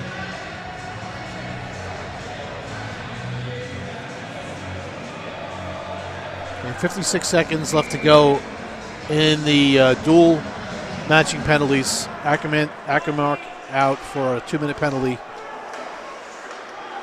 Seawolves working that power play now. Gilbert. Shot! Deflects wide to the corner. Picked up by Sherding. Back to Gilbert. Gilbert down low. Deflected away. Trying to get that pass down to DeFeo. And not getting out. Now the puck out. Picked up by Luciano, who just Gilbert ran into, and Gilbert got the worst of that one. But puck in the URI zone now. Picked up by DeFeo. Over to Gilbert. Gilbert controls to DeFeo. They got Satola in front. Satola trying to get to Satola. DeFeo with the puck. Oh, a nice block. Nice block out there by Demore. And, you know, he's an alternate captain for this URI team. He's looked at as a leader of that defense. And he showed why he's being trusted out there on a 3-man penalty kill. And he's going to get up in front of that DeFeo shot and block it to make sure that Neal doesn't have to make a play. Face off to the left of Neal. Controlled by Underhill. Good play by Underhill to keep control. Kasha with the puck over to Cartwright. Walking in, trying to make a play, trying to get it around. Neal, but couldn't now. In front! Oh! Underhill just could not get through. Seawolves now with a 1-man advantage for 58 seconds. 5-on-4. Underhill back up the wall to Hall. Hall controls the puck. Back to Cartwright. Winds a shot! And a save by Neal right in the chest area. 44 seconds left to go in the man advantage for the Seawolves, who are still hanging on to a 1-goal lead here at 4-3. It's been pretty much all URI up until the last 3 or 4 minutes, where the Seawolves have actually come back a little bit. And they're starting to show some signs of life again. Controlling that puck, all the Seawolves got it. JT Hall all the way across to Sherding. Sherding down to Underhill, who's pressured right away. Picked up by Satola. Back to Underhill. Back up to Sherding, but it's out of the zone. That's not what you want to do if you're Underhill. You had Sherding with nobody around him. Yeah, you have to make that play because that's a nice little play. Pick play there. Oh, nice. And well defended by URI. Seawolves had an opportunity to get in there with a man advantage on that possible 2-on-1, and it was a good defensive play. Picked up by Underhill. He tries to throw it to the net. It's deflected wide. Picked back up by URI, and they dump back all the way down to Seawolves zone. Chasing hard. And Seawolves got to be a little bit more aggressive in going after pucks in their zone. Gilbert is a little tired. He needs to get off the ice. But URI is hungry right now. You don't want to be slow to the puck. Underhill chasing after it now deep in the zone. Gervaisi out as we're all even up now. It's the 4th line out for Seawolves. Effering with a shot. Underhill's getting stoned by Neal again. Not able to get it through, and they got a stick up in the face. DeFeo got a stick up. Well, actually, it's not Gervaisi. Got a stick up in the face. I hope he's okay. He's down on the ice. Now, it looks like it might have caught just under the cage. Yeah, that stick came up and got Gervaisi. So the Seawolves are going to go back on a power play as Gravina will sit for a high stick. And this could be a big turning point here. Another power play puts the pressure on. The Seawolves have to break through on this because all it's doing is building great confidence for Neal. Yeah, this is a time where Stony Brook really needs to capitalize, especially with a big power play here. All right, we got DeFeo, Crockett, and Osowski to the left of Neal. Crockett on the draw against Luciano, and Crockett wins it, using his feet to help out. Back to the point to Gilbert. Give it over to Crockett. Back to Gilbert. Back to Sherding. They're watching Sherding. They're not giving him a lot of space to shoot the puck. Back up the wall to Sherding. He's going to wind. He fakes the shot. Over to Crockett. Crockett walks it in. He's getting chopped down. Again, there's a lot of slashing going on. No calls being made on that unless it's really to the hands. Fake here by Crockett holding that puck on his stick. Ashosky holding on the stick. Sewell's on the perimeter right now. Got to get pucks to the net. There's a shot right on. A save by Neal. Not a strong shot. That's a shot that Gilbert's got to lift up. Yeah, you got to get a deflection. Stony Brook has a line out there that's just maybe needs to change up here. Satola now controls the puck through the neutral zone, makes a move, and loses possession of it, and that's fired all the way back down, right on goal. Picked up by Scarola, and now he'll hold it. Now this is, goaltenders should not be holding the puck but they're going to do a line change, so maybe it was a good move here. And when you have Boudiette sitting right next to him, like that is the recipe for a turnover and another shorthanded goal, which would tie this game right now. Yeah, right now the Seawolves don't need that. No, they already get him one shorthanded goal this period. All right, Underhill, Cartwright, Kosha, Hall, Satola. 49 seconds left to go in the man advantage. Back to the neutral zone. Picked up by Underhill into the Uri zone. Throws it around the net. Picked up by Kosha. Back to Satola, who's immediately checked off the puck. Now all the way around the wall, trying to save it is Cartwright. And he'll fire it down low, but not all the way down. And this could be another break. Cartwright does keep it in. Nice play there by Demore, keeping it in. Kosha, nice play by Kosha to keep that puck in. That could have been a breakaway going the other way. Seawolves are playing very dangerously here, trying to keep pucks in, but at any moment could literally be a breakaway going the other way. Yeah, Kosha with a shot, and it's knocked down by Hall. Kosha trying to keep it in. Hall didn't know where it was. He was looking around for it. Banged all the way down as we're all even up now. Seawolves unsuccessful so far on the power play. And right now we're seeing Stony Brook, like you said, they're getting a little reckless. And look at this. I can't even make the call on that play. It's like they're falling asleep at the wheel. Yeah, it seems like they're being a little bit too cavalier with the puck, and that's not what you want to do, especially in your own defensive zone. Right, you have to be a little sharper in your quickness, and that play there was a prime example. That puck was kept in. The forwards stayed right down by Todd Scarola, and the pass came right to him, and Scarola made the play. Otherwise, it'd be a tie score right now. Yeah, and good on Scarola making that play. He's made the last couple saves, getting his confidence back up.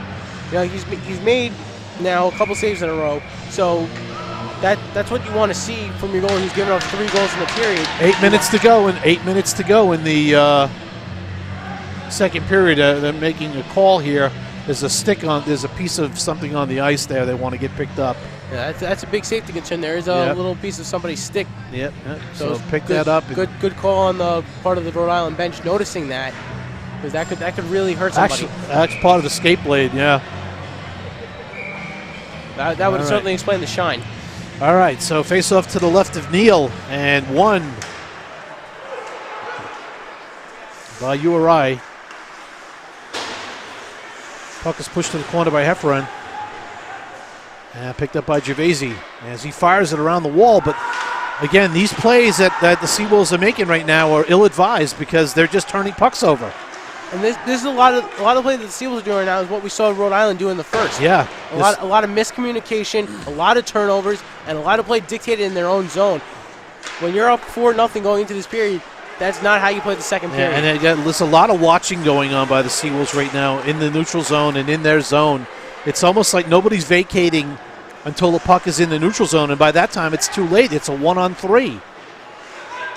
Now fired all the way back in. This will be an offsides. Khalil with the puck, carrying through the neutral zone with Gervaisi. Scotia come. Bakari now battle in the corner. Khalil with the puck, gets around his man, back to the point.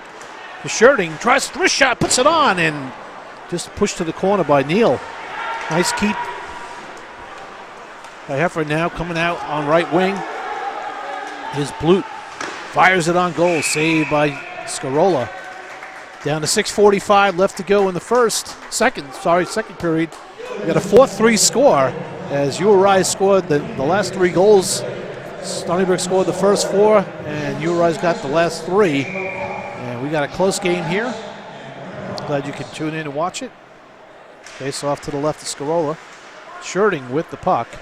They'll hoist it through the neutral zone to Bozer with speed. Break it to the net on the backhand. He scores!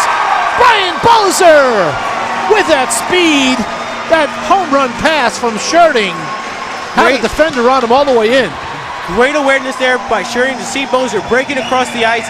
And great speed by Bozer getting past the defenseman, getting past Matson. We're going to watch it here. Look at that outlet pass. He gets past Demore and then gets the backhand by Neal going to the other side. They've been going glove all night. This time they went stick high, and it works out. Good for Bozer.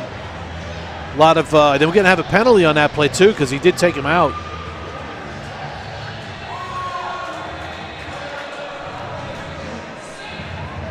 Nice goal.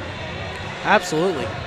That's the kind of momentum-changing goal that the Seawolves needed, and they got it. Here it is, Bozer again, in stride, gets tripped up, and as he puts the puck in the net. Had he missed that, that would have been a penalty shot most likely. I probably would have been, because if he never got the shot off, it would have been a penalty shot because he was unabated.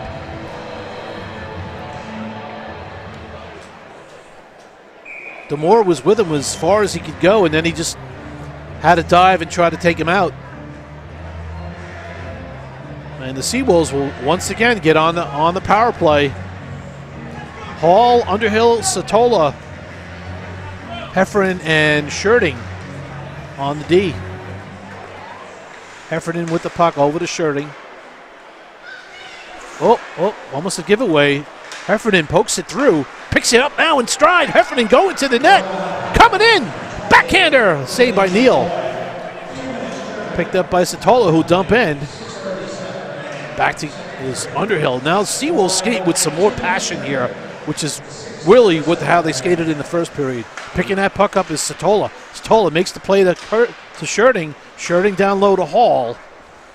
And the Seawolves starting to move around again. Yeah, they had started picking up in the last Hall with the tap-in attempt from Underhill, just wide. Picked up by Satola, back to the point to Shirting. Shirting sends it down low to Satola, trying to get a deflection to the net. Picked up by Hall. Got Underhill in front. Hall behind the net, up the wall now, trying to get it up to Shirting, but he's checked off the puck. And now he's dumped down. And, no call on that play. Again, Hall clearly got the puck up the wall. And De Silva was kind of working him over.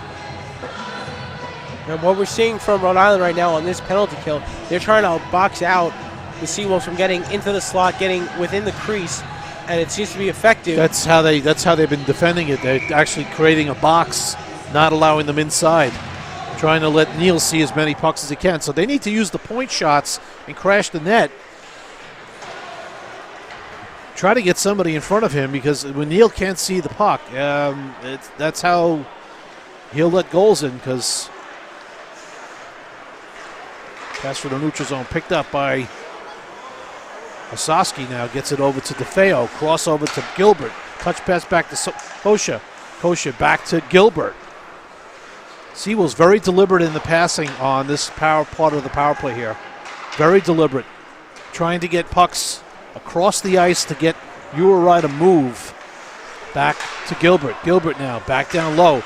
That was Hall trying to, DeFeo trying to get a pass, but he fanned on it. Back there's Crockett. He's nailed to the wall, but Crockett picks the puck up, controls it. Back pass to Oshowski, who's got control now on the half wall. He's got Gilbert and Kosher. Sends one to the net. Over the top. We're back at even strength now. Back at even strength. Seawolves again not able to cash in on that penalty. Kosher's now tripped up in a neutral zone. No call there. Coming Gara. Wines, fires, and it's in the net. Off the glove of Scarola. That's one he's going to want back. Should have had that one. Well, that's one that 9 times out of 10, he'll make that play. Yeah. And that's just that one time. As that puck was kind of flipped up in the neutral zone off the hit from Gara on Kasha.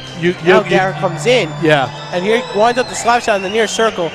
And then he was going high. Scarola tipped it, and it went right past him. Scarola didn't know where it was going. Kosha had a chance to make the play in the neutral zone. Was unable to do that, and that created that turnover. But again, it's a 1-goal lead as Uri comes back, and we know these games are going to be close. So Game's starting to heat up as Miller overskates the puck now. And Seawolves trying to get the puck. Is battling in the neutral zone. Dumped. Still in the neutral zone. Picked up by Hall. Now he'll settle it down and get it back to Miller. And Miller will send it up to Lizaldi. He'll skip it in. Underhill's offsides. Puck comes back out in the neutral zone. Picked up by Hall. Hall will control. Now dump in. And Seawolves will chase after it. Lizaldi on the forecheck. Fired out. Off the wall. A weird angle. Miller will pick up now and he'll control for the Seawolves. Dumped back in by Bishop. Hall down to get it. Gets it out to the point. Picked up by Bishop. Bishop makes the play down to the half wall to Underhill. Underhill loses it and sent down all the way down. I'm not sure if this is far enough. No, it won't be icing. And on the forecheck is Pasola for Uri. Uri sending 3 guys in. Really picking up their forecheck. Shirting just fires it out. Actually off Lizaldi. Lizaldi now picks it up. Potential 3-on-1 here for the Seawolves. Trying to get it to Crockett. Had a better chance getting it to Bozer, but smart play there by DeMore to slide off the Lizaldi outlet pass. Nice deflection by Bozer there, almost to the net. Lizaldi passed it to Stemke. Got a shot on net, but did not get through. Bozer now controls the Stemke, and he couldn't get a stick on it. This is Shirting at the point. Fires it back behind the net. Stemke back to get it for the Seawolves. Crockett now and pushed out to the neutral zone. Picked up by Bozer. Shirting back over to Bozer. Picked up by Uri coming in on right wing. Nice play to the middle of the ice, but defended well by the Seawolves. Puck is not out of the zone. Bozer just tries to get it off the wall, but not out. DeMore fires it on. Scarola with the save, but did not hold it. As Uri seems to be picking up some speed here in this period. They're definitely doing a good job. 3 Stony Brook players down to block 1 shot. Now they're scrambling. And there's a deflection that went to the back of the net. And now what the Seawolves need is either a clear, which they just got because they needed to get off the ice, or they need to scroll to get on top of that puck. They need a change. Big time. We're now down under 2 minutes here. Needed Scarola to make a save to hold that puck and get that change, but Seawolves have made it now. And right now that we're down under 2 minutes, the Seawolves just have to hold serve, continue to have this lead going into the third period, kind of start fresh back in the third. All right, Satola with a feed to DeFeo. Did not get through. Chasing in on it is Oshowski. And this will go all the way down. This should be an icing. Maybe, yes, it's an icing. You were right, bench. Not happy about that call, but it was an icing. And now we're down to 1:30 here in the period. And this is a big turning point opportunity here for the Seals. If they can pepper Neal with some shots, maybe squeak one in and go back up 2 going into the end of the period. Right. That might change up their strategy going into the third and not necessarily want to play a conservative game. All right, so kept in by Hefferon. Good job. And yeah, he's taken out of the play. Again, I don't know why there's no calls made. Those are clearly interference calls. That shot from the point deflects to the corner. Coming up the wall comes Bura. He's got that speed. Blows right past Hefferon. Coming in. And a good defensive play there by Miller. Sliding by down Miller, yes. Good Hefferon job. didn't have his stick. Good job by Miller. He was knocked out of the play. Miller smartly slides across the ice, knocks the puck off the stick of Boudiette, and maintains possession for the Seawolves. And that's one thing they have to watch out for Hefferon, because he does bring for Bura, because he brings lots of speed. And that was Bura who's got this like watch Miller come across. He leaves his man, slides across as Bura was looking to set up that outlet pass. Right. Well, as Bura was coming in deeper, he wasn't really going to have a good angle to shoot, so Miller made a good play by anticipating a pass. Luciano on the draw against Hall. Hall's out there with Lizaldi and Underhill. This is the number 1 line for Uri as well out there with Gara and Stefanak. Through the neutral zone and back in the Seawolves zone. Off the wall, Underhill just trying to get a stick on it. Coming in is Luciano on right wing. And he's watched by Gilbert. Gilbert runs him to the wall. Sent all the way around and deflected out to the middle of the ice. Picked up by the Seawolves and turned back over. We're now down to 20 seconds here. Squirrel is going to play the puck behind the net. This is Gilbert sends it up the wall to Lizaldi. Touch pass, try to get it to Hall, and this puck will just flip over. Not out, not out. It just, everybody thought it was going to go out of the rink, but it didn't. This is Sherding just getting it out as we're down to the last 2 seconds. Ooh, nice hit. But they're going to call a penalty on that. And there will be a penalty to the Seawolf on a hit. They took out Stefanak, and he was going northbound in a southbound lane. Yeah. As he just took a huge shot as we watch here. It's going to be Lizaldi who laid the hit on. And with 0.7 seconds left to go in the period, that's a penalty that's got to make Coach Garofalo crazy. Yeah, because now they're going to have a fresh sheet of ice and a man advantage going in to that third period. And Seawolves are going to have to regroup here, folks, because they've given up way more than they should have. Credit URI for coming back in that second period and making this a heck of a hockey game, which we anticipated from the get-go. So we're at the end of 2. Stony Brook still has a 1-goal lead, 5-4 shots on goal through 2 periods, 24 for the Seawolves, 13 for URI. Thanks for tuning in again, and we'll be back in just a little bit. You're watching Seawolves Hockey Live.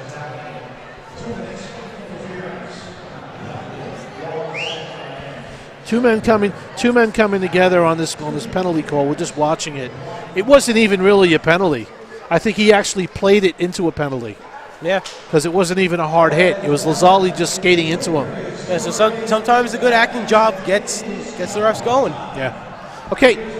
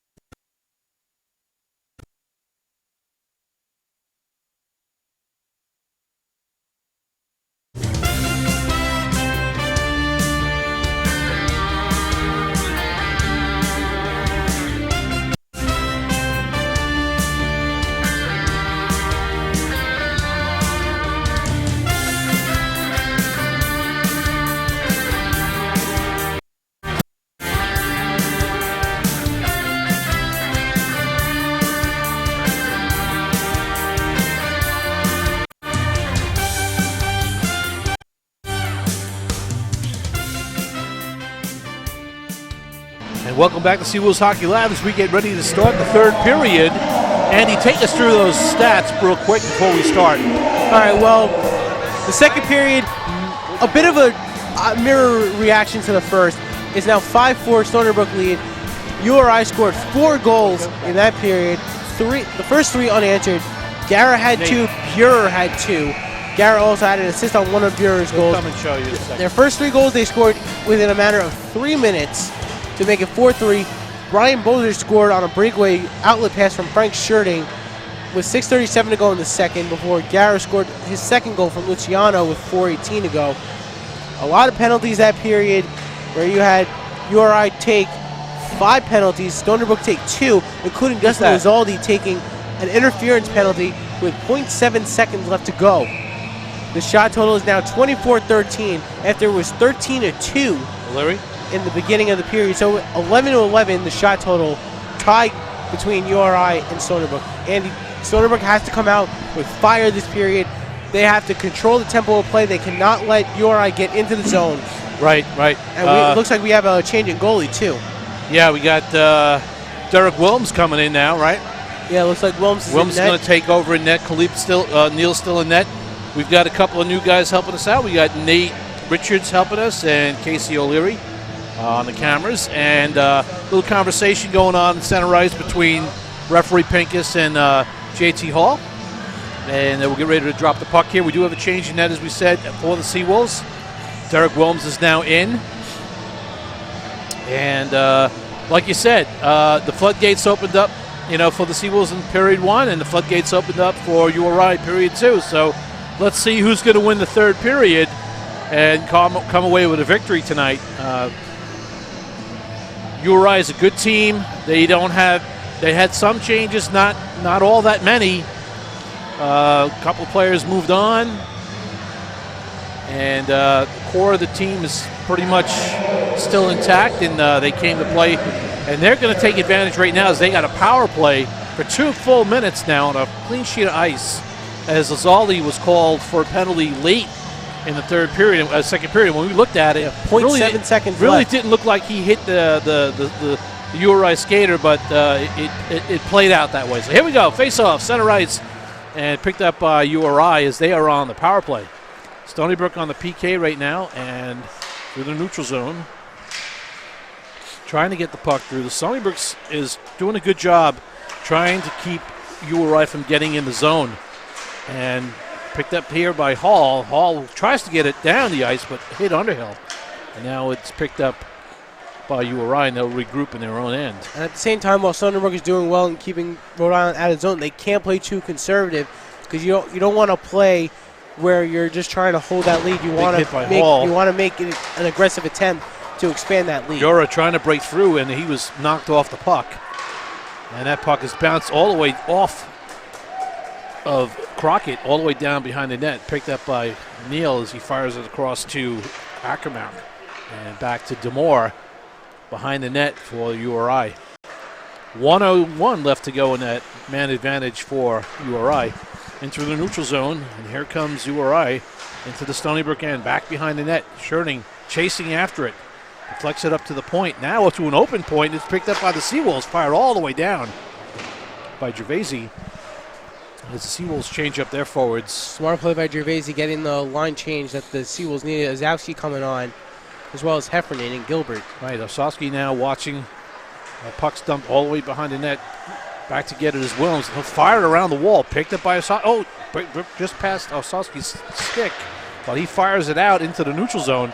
Trying to get through there. Now we're going to have a penalty, an interference penalty call. Oh, wait a second. They're calling it on the Seawolves. That's a weird call. I have to say, honestly, it was obvious it was going to be an interference penalty. And now I don't know what the call is going to be on the Seawolves. They're calling it a holding. We're going to look at the replay on that. We need to take a look at this again because it was clearly an interference call in my view from what I saw from here. Yeah, I mean. All right, so here comes Osowski. All right, so he fires the puck past him, and it's not a holding call. It's not a holding call. Nah. It's two people battling for position. And the point that the offensive man, the last Steve, did not have possession of the puck. is an interference call. And the only reason I could almost see it is because Zowski did have his hand on. If you go back and you look at it, they both had a hand on each other. Yes, and I one was agree with preventing that. one was preventing one from getting to the puck, which is deemed an interference call. In most cases, face off to the right of Wilms, back to the point. This is a very, very short 5-on-3 shot for the point, saved by Wilms. Picked up by the Seawolves, coming down. And Crockett fires it all the way down. A lot of slashing going on by Uri there. I see a lot of Seawolves shaking those wrists, boy. Back to the neutral zone, picked up by number 17, Stepnak, as he's pushed wide by Gilbert. Gilbert rides him into the wall. Big hit by Gilbert. Solly going after it. Picked up by Uri, back to the point. And the puck was out of the zone and went back to a 5-on-4 situation. And the Seawolves find themselves down a man again. And again, a call that could have probably not been called, or gone the other way, or both could have been called. But what our producer said is what we would deem a 50-50 call. Here we got a face-off outside the zone. Crockett for the Seawolves, and fired back into the Seawolves zone behind the net. And these are face-offs that the Seawolves have to win, and they have not been winning it since the first period. The puck is battled away by Gilbert. Good play by Gilbert. Back to the point. As Uri now starts to set up their power play. Shot to the front of the net. Oh, a deflection off of Miller. And then Lazali works hard to get that puck out. Down to 1 minute to go in the man advantage for Uri. Stony Brook up by the score of 5-4 as we are in the third period. And this is going to go past Uri player and fired all the way back down by Heffernan. Picked up by Ackermark as he skates up through the neutral zone and makes a nice back behind the pass to Moore. Fires it all the way down on Wilms. Heffernan tries to get it out, did not get out. Kept in at the point now. Seawolves, nice play by JT Hall. Smart Underhill play coming in hard on the forecheck. Coming in hard. This is what you got to see from your leaders on this team. Underhill and Hall, these guys got to show the way. These are the ones who the younger players are going to be looking up to. A lot of room here. Coming in, fires it. Oh, boy. Kind of just opened up the floodgates there. Now we're all even up. Seawolves control the puck now behind their own net. Wachowski gets it up to Sherding, who fires through the neutral zone. Now fired back into the Seawolves zone, and Seawolves regroup. Being chased down. This is Sherding. Fires it high off the wall, down, and shot to the corner by Uri. Seawolves got to control the puck here and make some offense. Wachowski kicks it in by zone. De Silva sends it across. Back into the neutral zone. Fired all the way back in by Wachowski, by Sherding, and then Stony Brook touches up, gets back on side. Picked up by DeFeo. Cross-ice feed to Bishop. He's in, shoots! Saved by Khalil Neal. He actually was screened on that play. That shot was low. It landed right in his pads. Yeah, Balsamo was screening him in front. Bishop had a nice look as he was inching his way into the slot. Here's the outlet pass. Good low shot by DeFeo. Right here by Bishop. Here comes Bishop. He's right at the circle. Yeah. And a little bit more. Back to Bishop. Fires it wide. All the way around. Up the wall. Kept in by Gilbert. Nice job by Gilbert. That's an innovative way to keep the puck in. That's a great way. Just use your head. Here's the feed down low now to Osowski. He's got control. Sends it down to DeFeo, but it's off his stick. Satola almost picked it off. Those are the plays you got to try to make and get shots, because you could definitely get some opportunities to score there if you get plays going on like that. DeFeo now trying to get back to that puck. It's back to the point. Rister on goal. Saved by Wilms. He saw it all the way. Now the puck comes up the wall.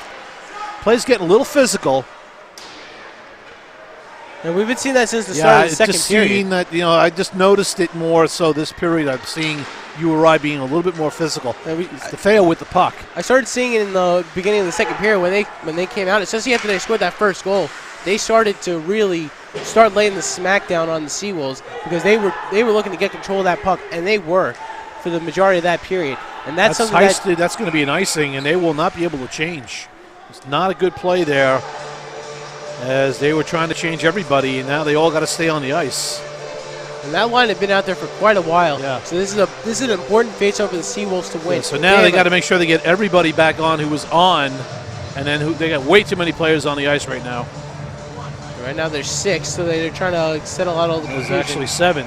One more has to come off. They got too many guys. 1, 2, 3, 4, 5. There's 6 Now- guys out there.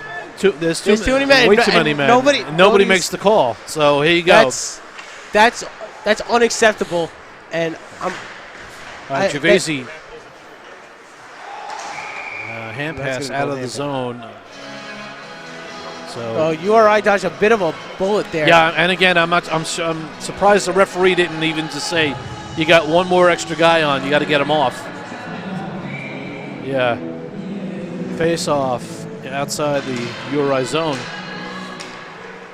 Chasing it down is Bakari. Bakari behind the net. He's got an open net. And the puck is loose. As Stony Brook is digging hard. But we got a couple of guys getting knocked down here. We got some pushing and shoving coming again. Yeah, and Neil looks like he's a little upset at what's going on, but that puck was loose. There was no reason to blow the whistle. So we're going to take a look at it again here to see that initial rush. Here comes Bakari. He's going to wrap around. He's got an opening right there, and he just, I don't know whether he just got his pad there. He hit it off the, it looks like it hit off the post as Neil's leg was coming across. Yeah. And then the puck is scrambled out in front here. Colello's going after it. And it looks like a few too many people got in Neil's space. And that's what he was upset about. And we see Porter here looking to get into it with Miller. So we see here, it looks like Gervaisi is right on top of Neil. Here's Colello, here's Bakari. And then you have, with them, you have Ackermark and Burer. All right, face off to the left of Neil. Gervaisi on the draw with Bakari and Colillo. Colillo to Bakari to Gervaisi, back to Colillo, who controls it up to the wall, up to the point. Shot from the point, knocked down, did not get through, kept in. Good play by Heffernan to keep that puck in, and he got nailed in the corner. But he keeps it that puck in, and that's what you got to do. You got to take that hit, keep that play alive. Oh, Colillo gave it away. Oh, nice breakaway here. Here comes Burer over the top of the net. Burer looking And for. you got to be careful. You got to almost like you have to back out in that situation if you don't have possession of the puck, just to play it safe. Yeah, as we're approaching the midway part of this third period. All right, You Miller got- over the Heffernan now. Miller with the puck up to neutral zone, trying for that home run feed. And this is where it gets dangerous in the neutral zone because the D is so far back. And now the puck is loose. Gervaisi trying to get a grip on it. Can't control it. Bakari battles hard. Luciano gets it back to the point. Shot blocked down by the Seawolves and kept in. Good block there by As Luciano out-battled Colillo for that puck. And Heffernan carrying that puck out now. Looking for that feed out. Miller And doing a good job defensively. doing a line change here. The puck didn't get deep enough. Here comes URI again. Walking right in.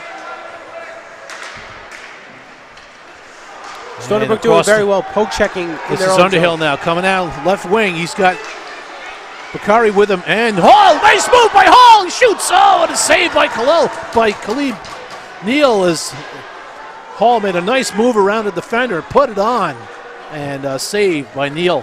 Hall looking to get that goal that would give them a 2-goal lead. Saldi now making a play, but it's offsides.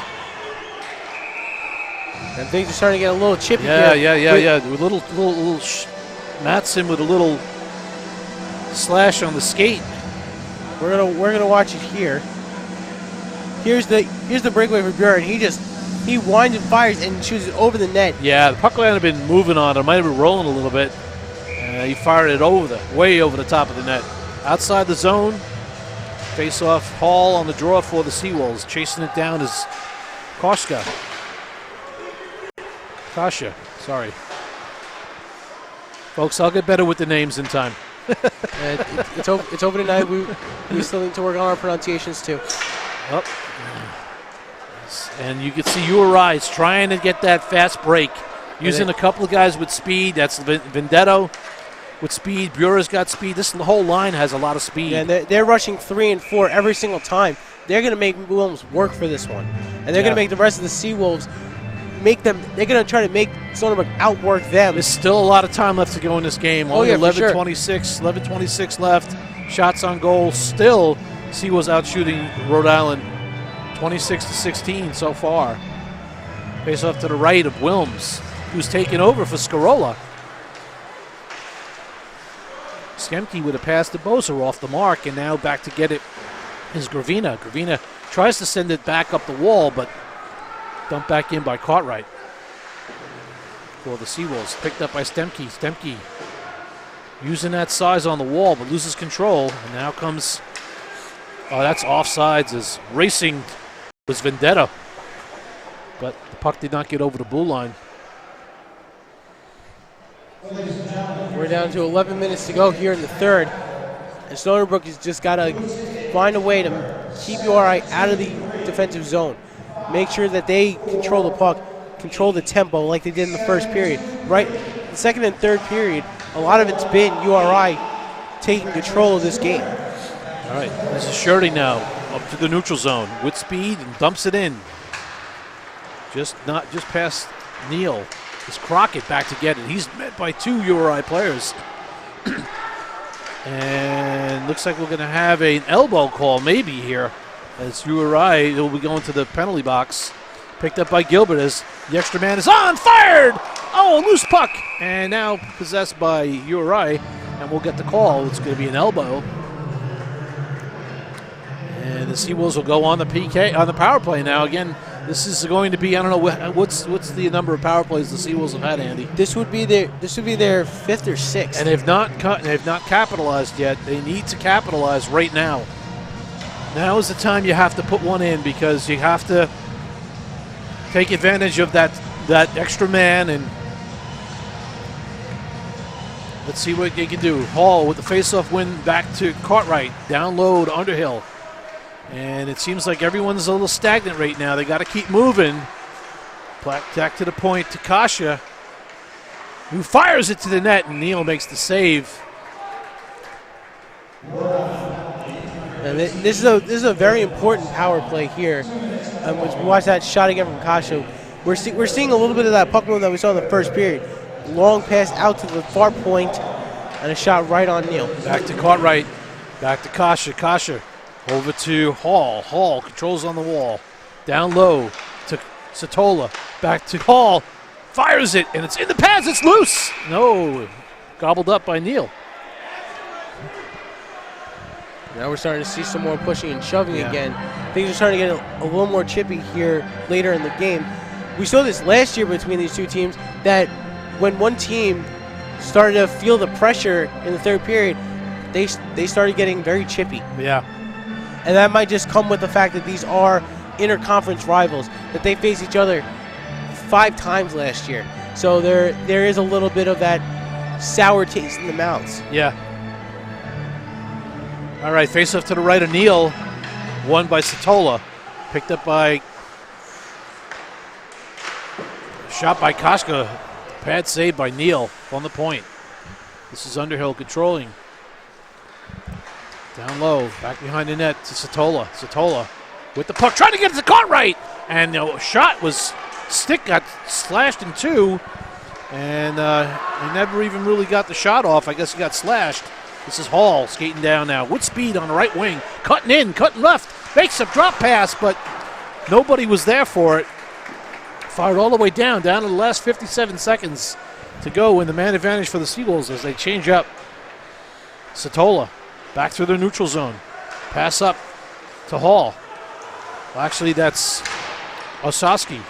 Ossowski now gets it down to Crockett. Crockett back to Ossowski. Loses the handle all the way down. Back on net. And held by Wilms as we're getting down to 30 seconds to go. And the Seawolves still looking for that first power play goal, and that's a bad pass. They can't have these another bad pass. This will turn into an icing. Just not smart play right now. The Seawolves need to step their game up here. It's imperative that they communicate out on the ice, so that they need to get these tape-to-tape passes that they have not had for the majority of this period. Yeah. And he broke his stick. Yeah, so, I mean, he never even got the shot off. I mean, that should be a penalty right there for slashing, and then no call.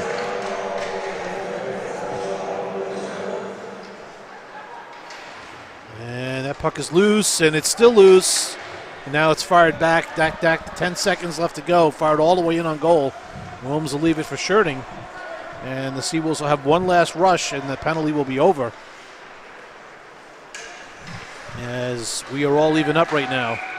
And that plays off sides. And the chemistry between Crockett and Osowski and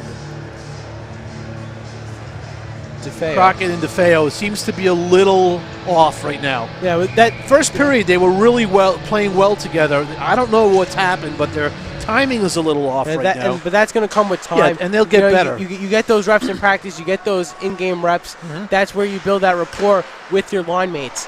And Nice you play here. You get that chemistry. Nice play there by Bishop, keeping that puck in, holding his ground, not giving up.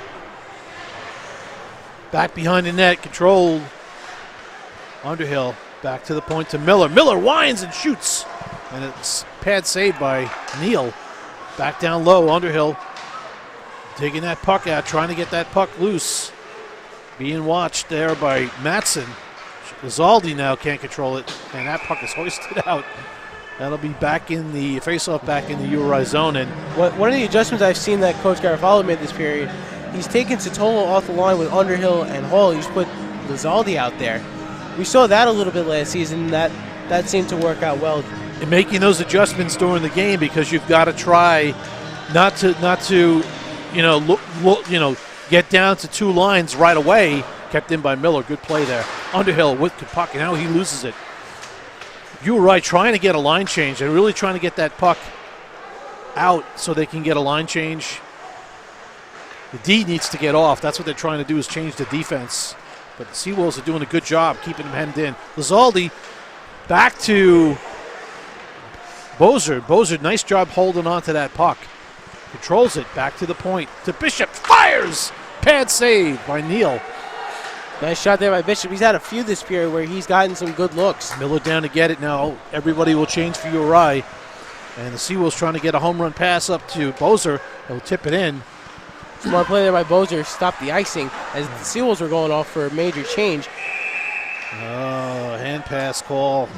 Again, that's one call in the hockey I really wish they would try to look at and do away with. I think the hand pass is, in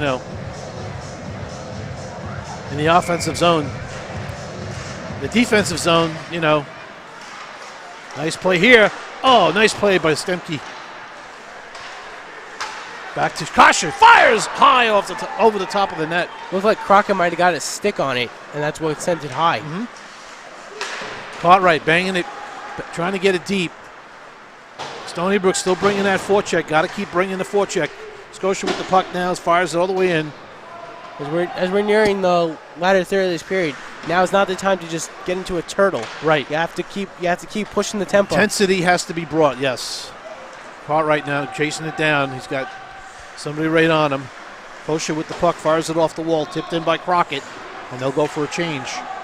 Down to 6:13 to go in the third.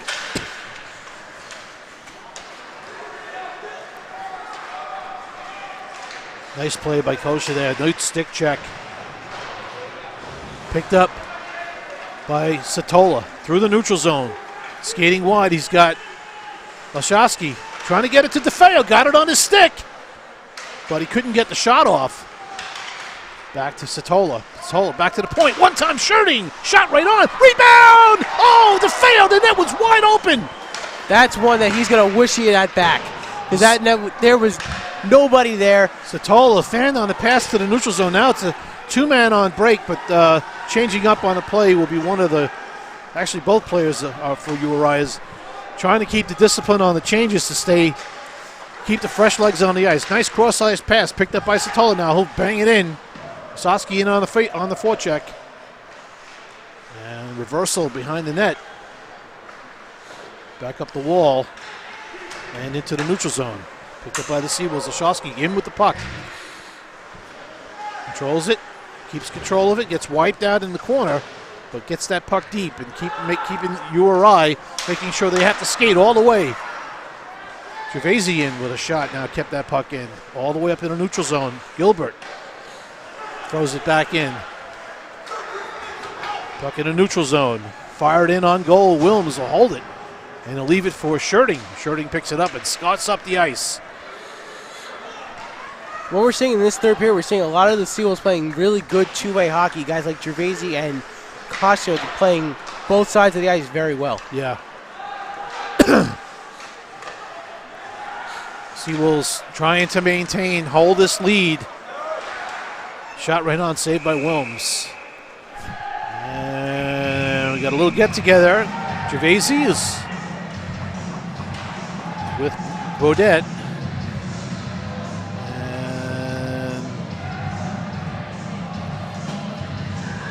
And we're going to take a look at it again to see what started this up.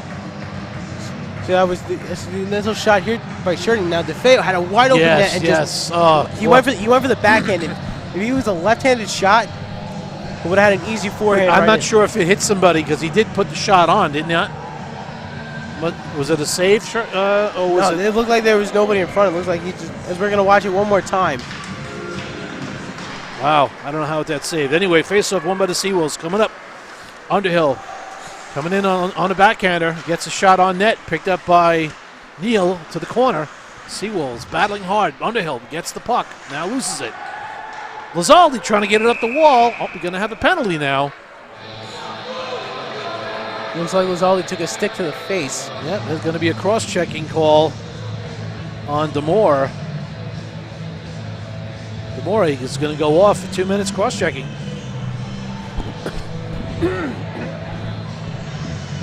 Seawolves once again will go on the power play with a chance to widen the lead here. 3:57 left to go. And this has been a great game, folks. This is the first game out of the box. It's the game we expected, just not in the way that we expected it to happen. Right. Koshka got to be careful here. Over to Cartwright. And back to Kosa. Kosa with the puck. They dump it in. Neal sends it around the wall, but Underhill is there. Back to the point to Cartwright. Cartwright has Hall on the wall. Back to Underhill. Back to Cartwright. Cartwright throws the cross ice to Satola. Pass to Underhill. He puts it home. And the Seawolves capitalize on the power play and take that 2-goal lead back. That was huge. That was a goal that they needed right then and there, and they got it. And you see everybody was waiting for Satola to take the shot. And watch the patience of Satola right here. Here's Cartwright. He finds Satola, and then Satola just looks up like he's going to shoot. He sees Underhill, and Underhill actually tees it up and then shoots. Yeah, he had that time to do it, and that's great. He had the chance, and he had the net. Neal is now, after that, he's just sitting, laying out on the ice like, I let that one get by me. All right, Seawolves back up by a 2-goal lead, 6-4. We're down to 3:19 left to go. Desperate times for URI. We got another penalty being called here now as it was tripped, and now we got a hook. And this is what tends to happen in these games, guys. It just gets really, really kind of nasty at the end. Teams just don't like to lose, and, there's a lot of competitive spirits out on that ice right now. Oh, yeah, for sure. I mean, these two teams they're very closely matched. They can go shot for shot with each other. And now that Stormbreak has a 2-goal lead, desperation is going to kick in for URI, and they're going to do whatever they can to try to get back into this game. Yeah. I mean, you got to remember too, the pressure is on here. When URI, knows that they're 12th ranked, right? Yep. And they're playing the number 1 ranked team. It's in their division. You always want to knock off the number 1 team anytime you can, right? Yep. So that's what's going on here. All right, Seawolves on another power play for 2 minutes, and it just gives them 2 more minutes with the puck, basically.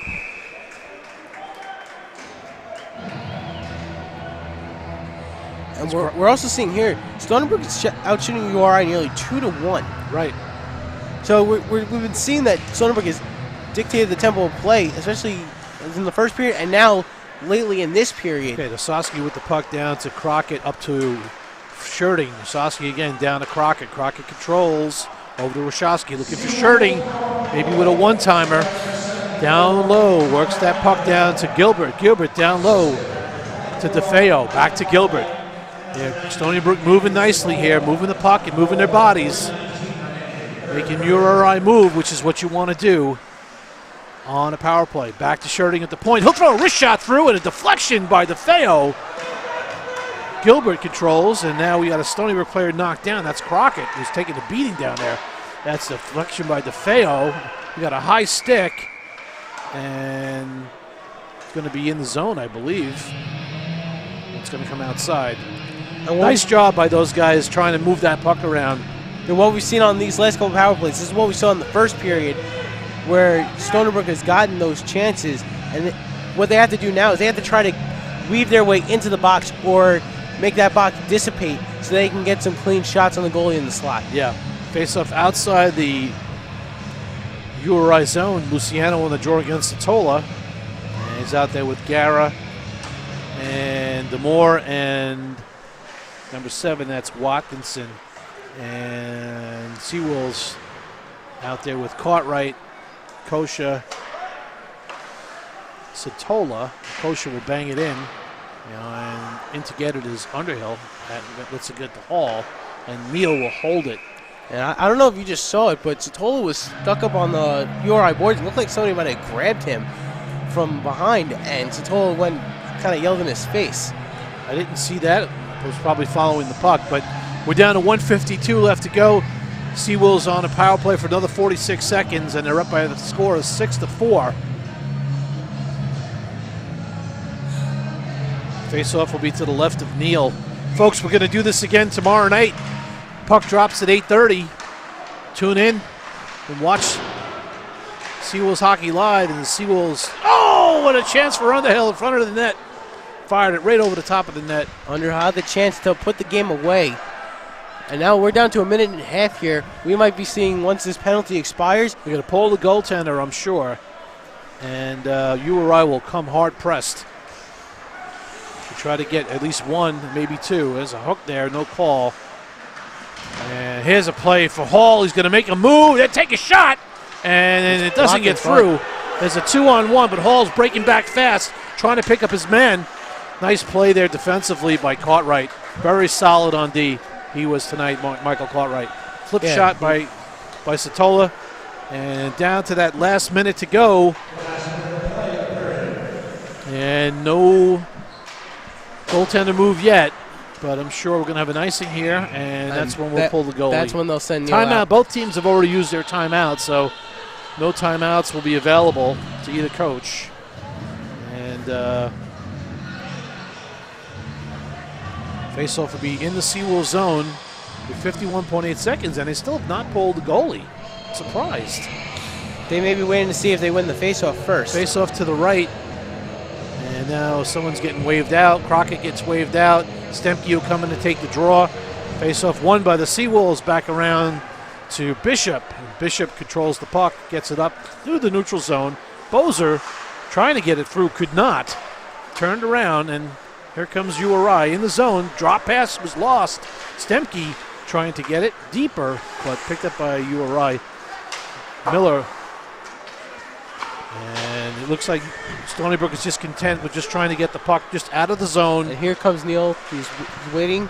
Augustine not calling him off. Yeah. Because that puck is coming back down. And that's not going to be an icing because it's not hit hard enough. Desperation. Seawolves are going to walk away with a victory here tonight, folks. And we'll do this all again tomorrow.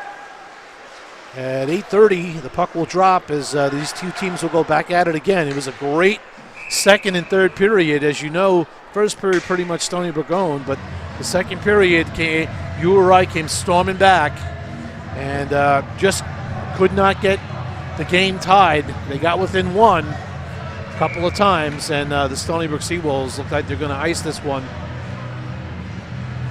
6-4, out shooting Uri right now, almost 2-1, 35-18. And that'll do it. That's the end of the game. And the Stony Brook Seawolves come in their first home game and win by the score of 6-4 over the University of Rhode Island Rams. And with that, they improved to 3-0 on the season. URI falls to 1-2. Yeah, I want to thank our camera guys for helping us out tonight. And the Stony Brook team rebounded and played 2 out of 3 periods today. Yeah, that third period was a lot of back and forth. Yeah. So URI kind of early on had control of that period. I would expect to see that third period tonight to be played tomorrow. Yeah, I would agree with that, especially where both teams have a full night's rest. Yep. And it certainly felt like hockey weather. I have outside to also say that I think Coach Garofalo sealed the confidence by bringing in Wilms in that third period. I think that was a good move. Yeah, Scarola was shaking. It's a gutty call, but you know what? Scarola did seem to be a little shaken in that second period. And you know what? These games in your division, they matter. You got to win. They matter. It doesn't matter if it's the third game of the year or the 33rd. Every conference game matters. And it's also a ranked team you're playing, so you got to make sure that you keep your ranking. And I think they're going to maintain it. So far. We'll see how they do tomorrow. But as far as we're concerned, our work here is done for tonight. Yeah, we'll be back here tomorrow. It's great to be back again for another season of Seawolves Hockey Live. Thanks for joining us. We'll see you all again tomorrow night. On behalf of Trevor, Andy Sukoff, Andy Mignani signing off. See you tomorrow.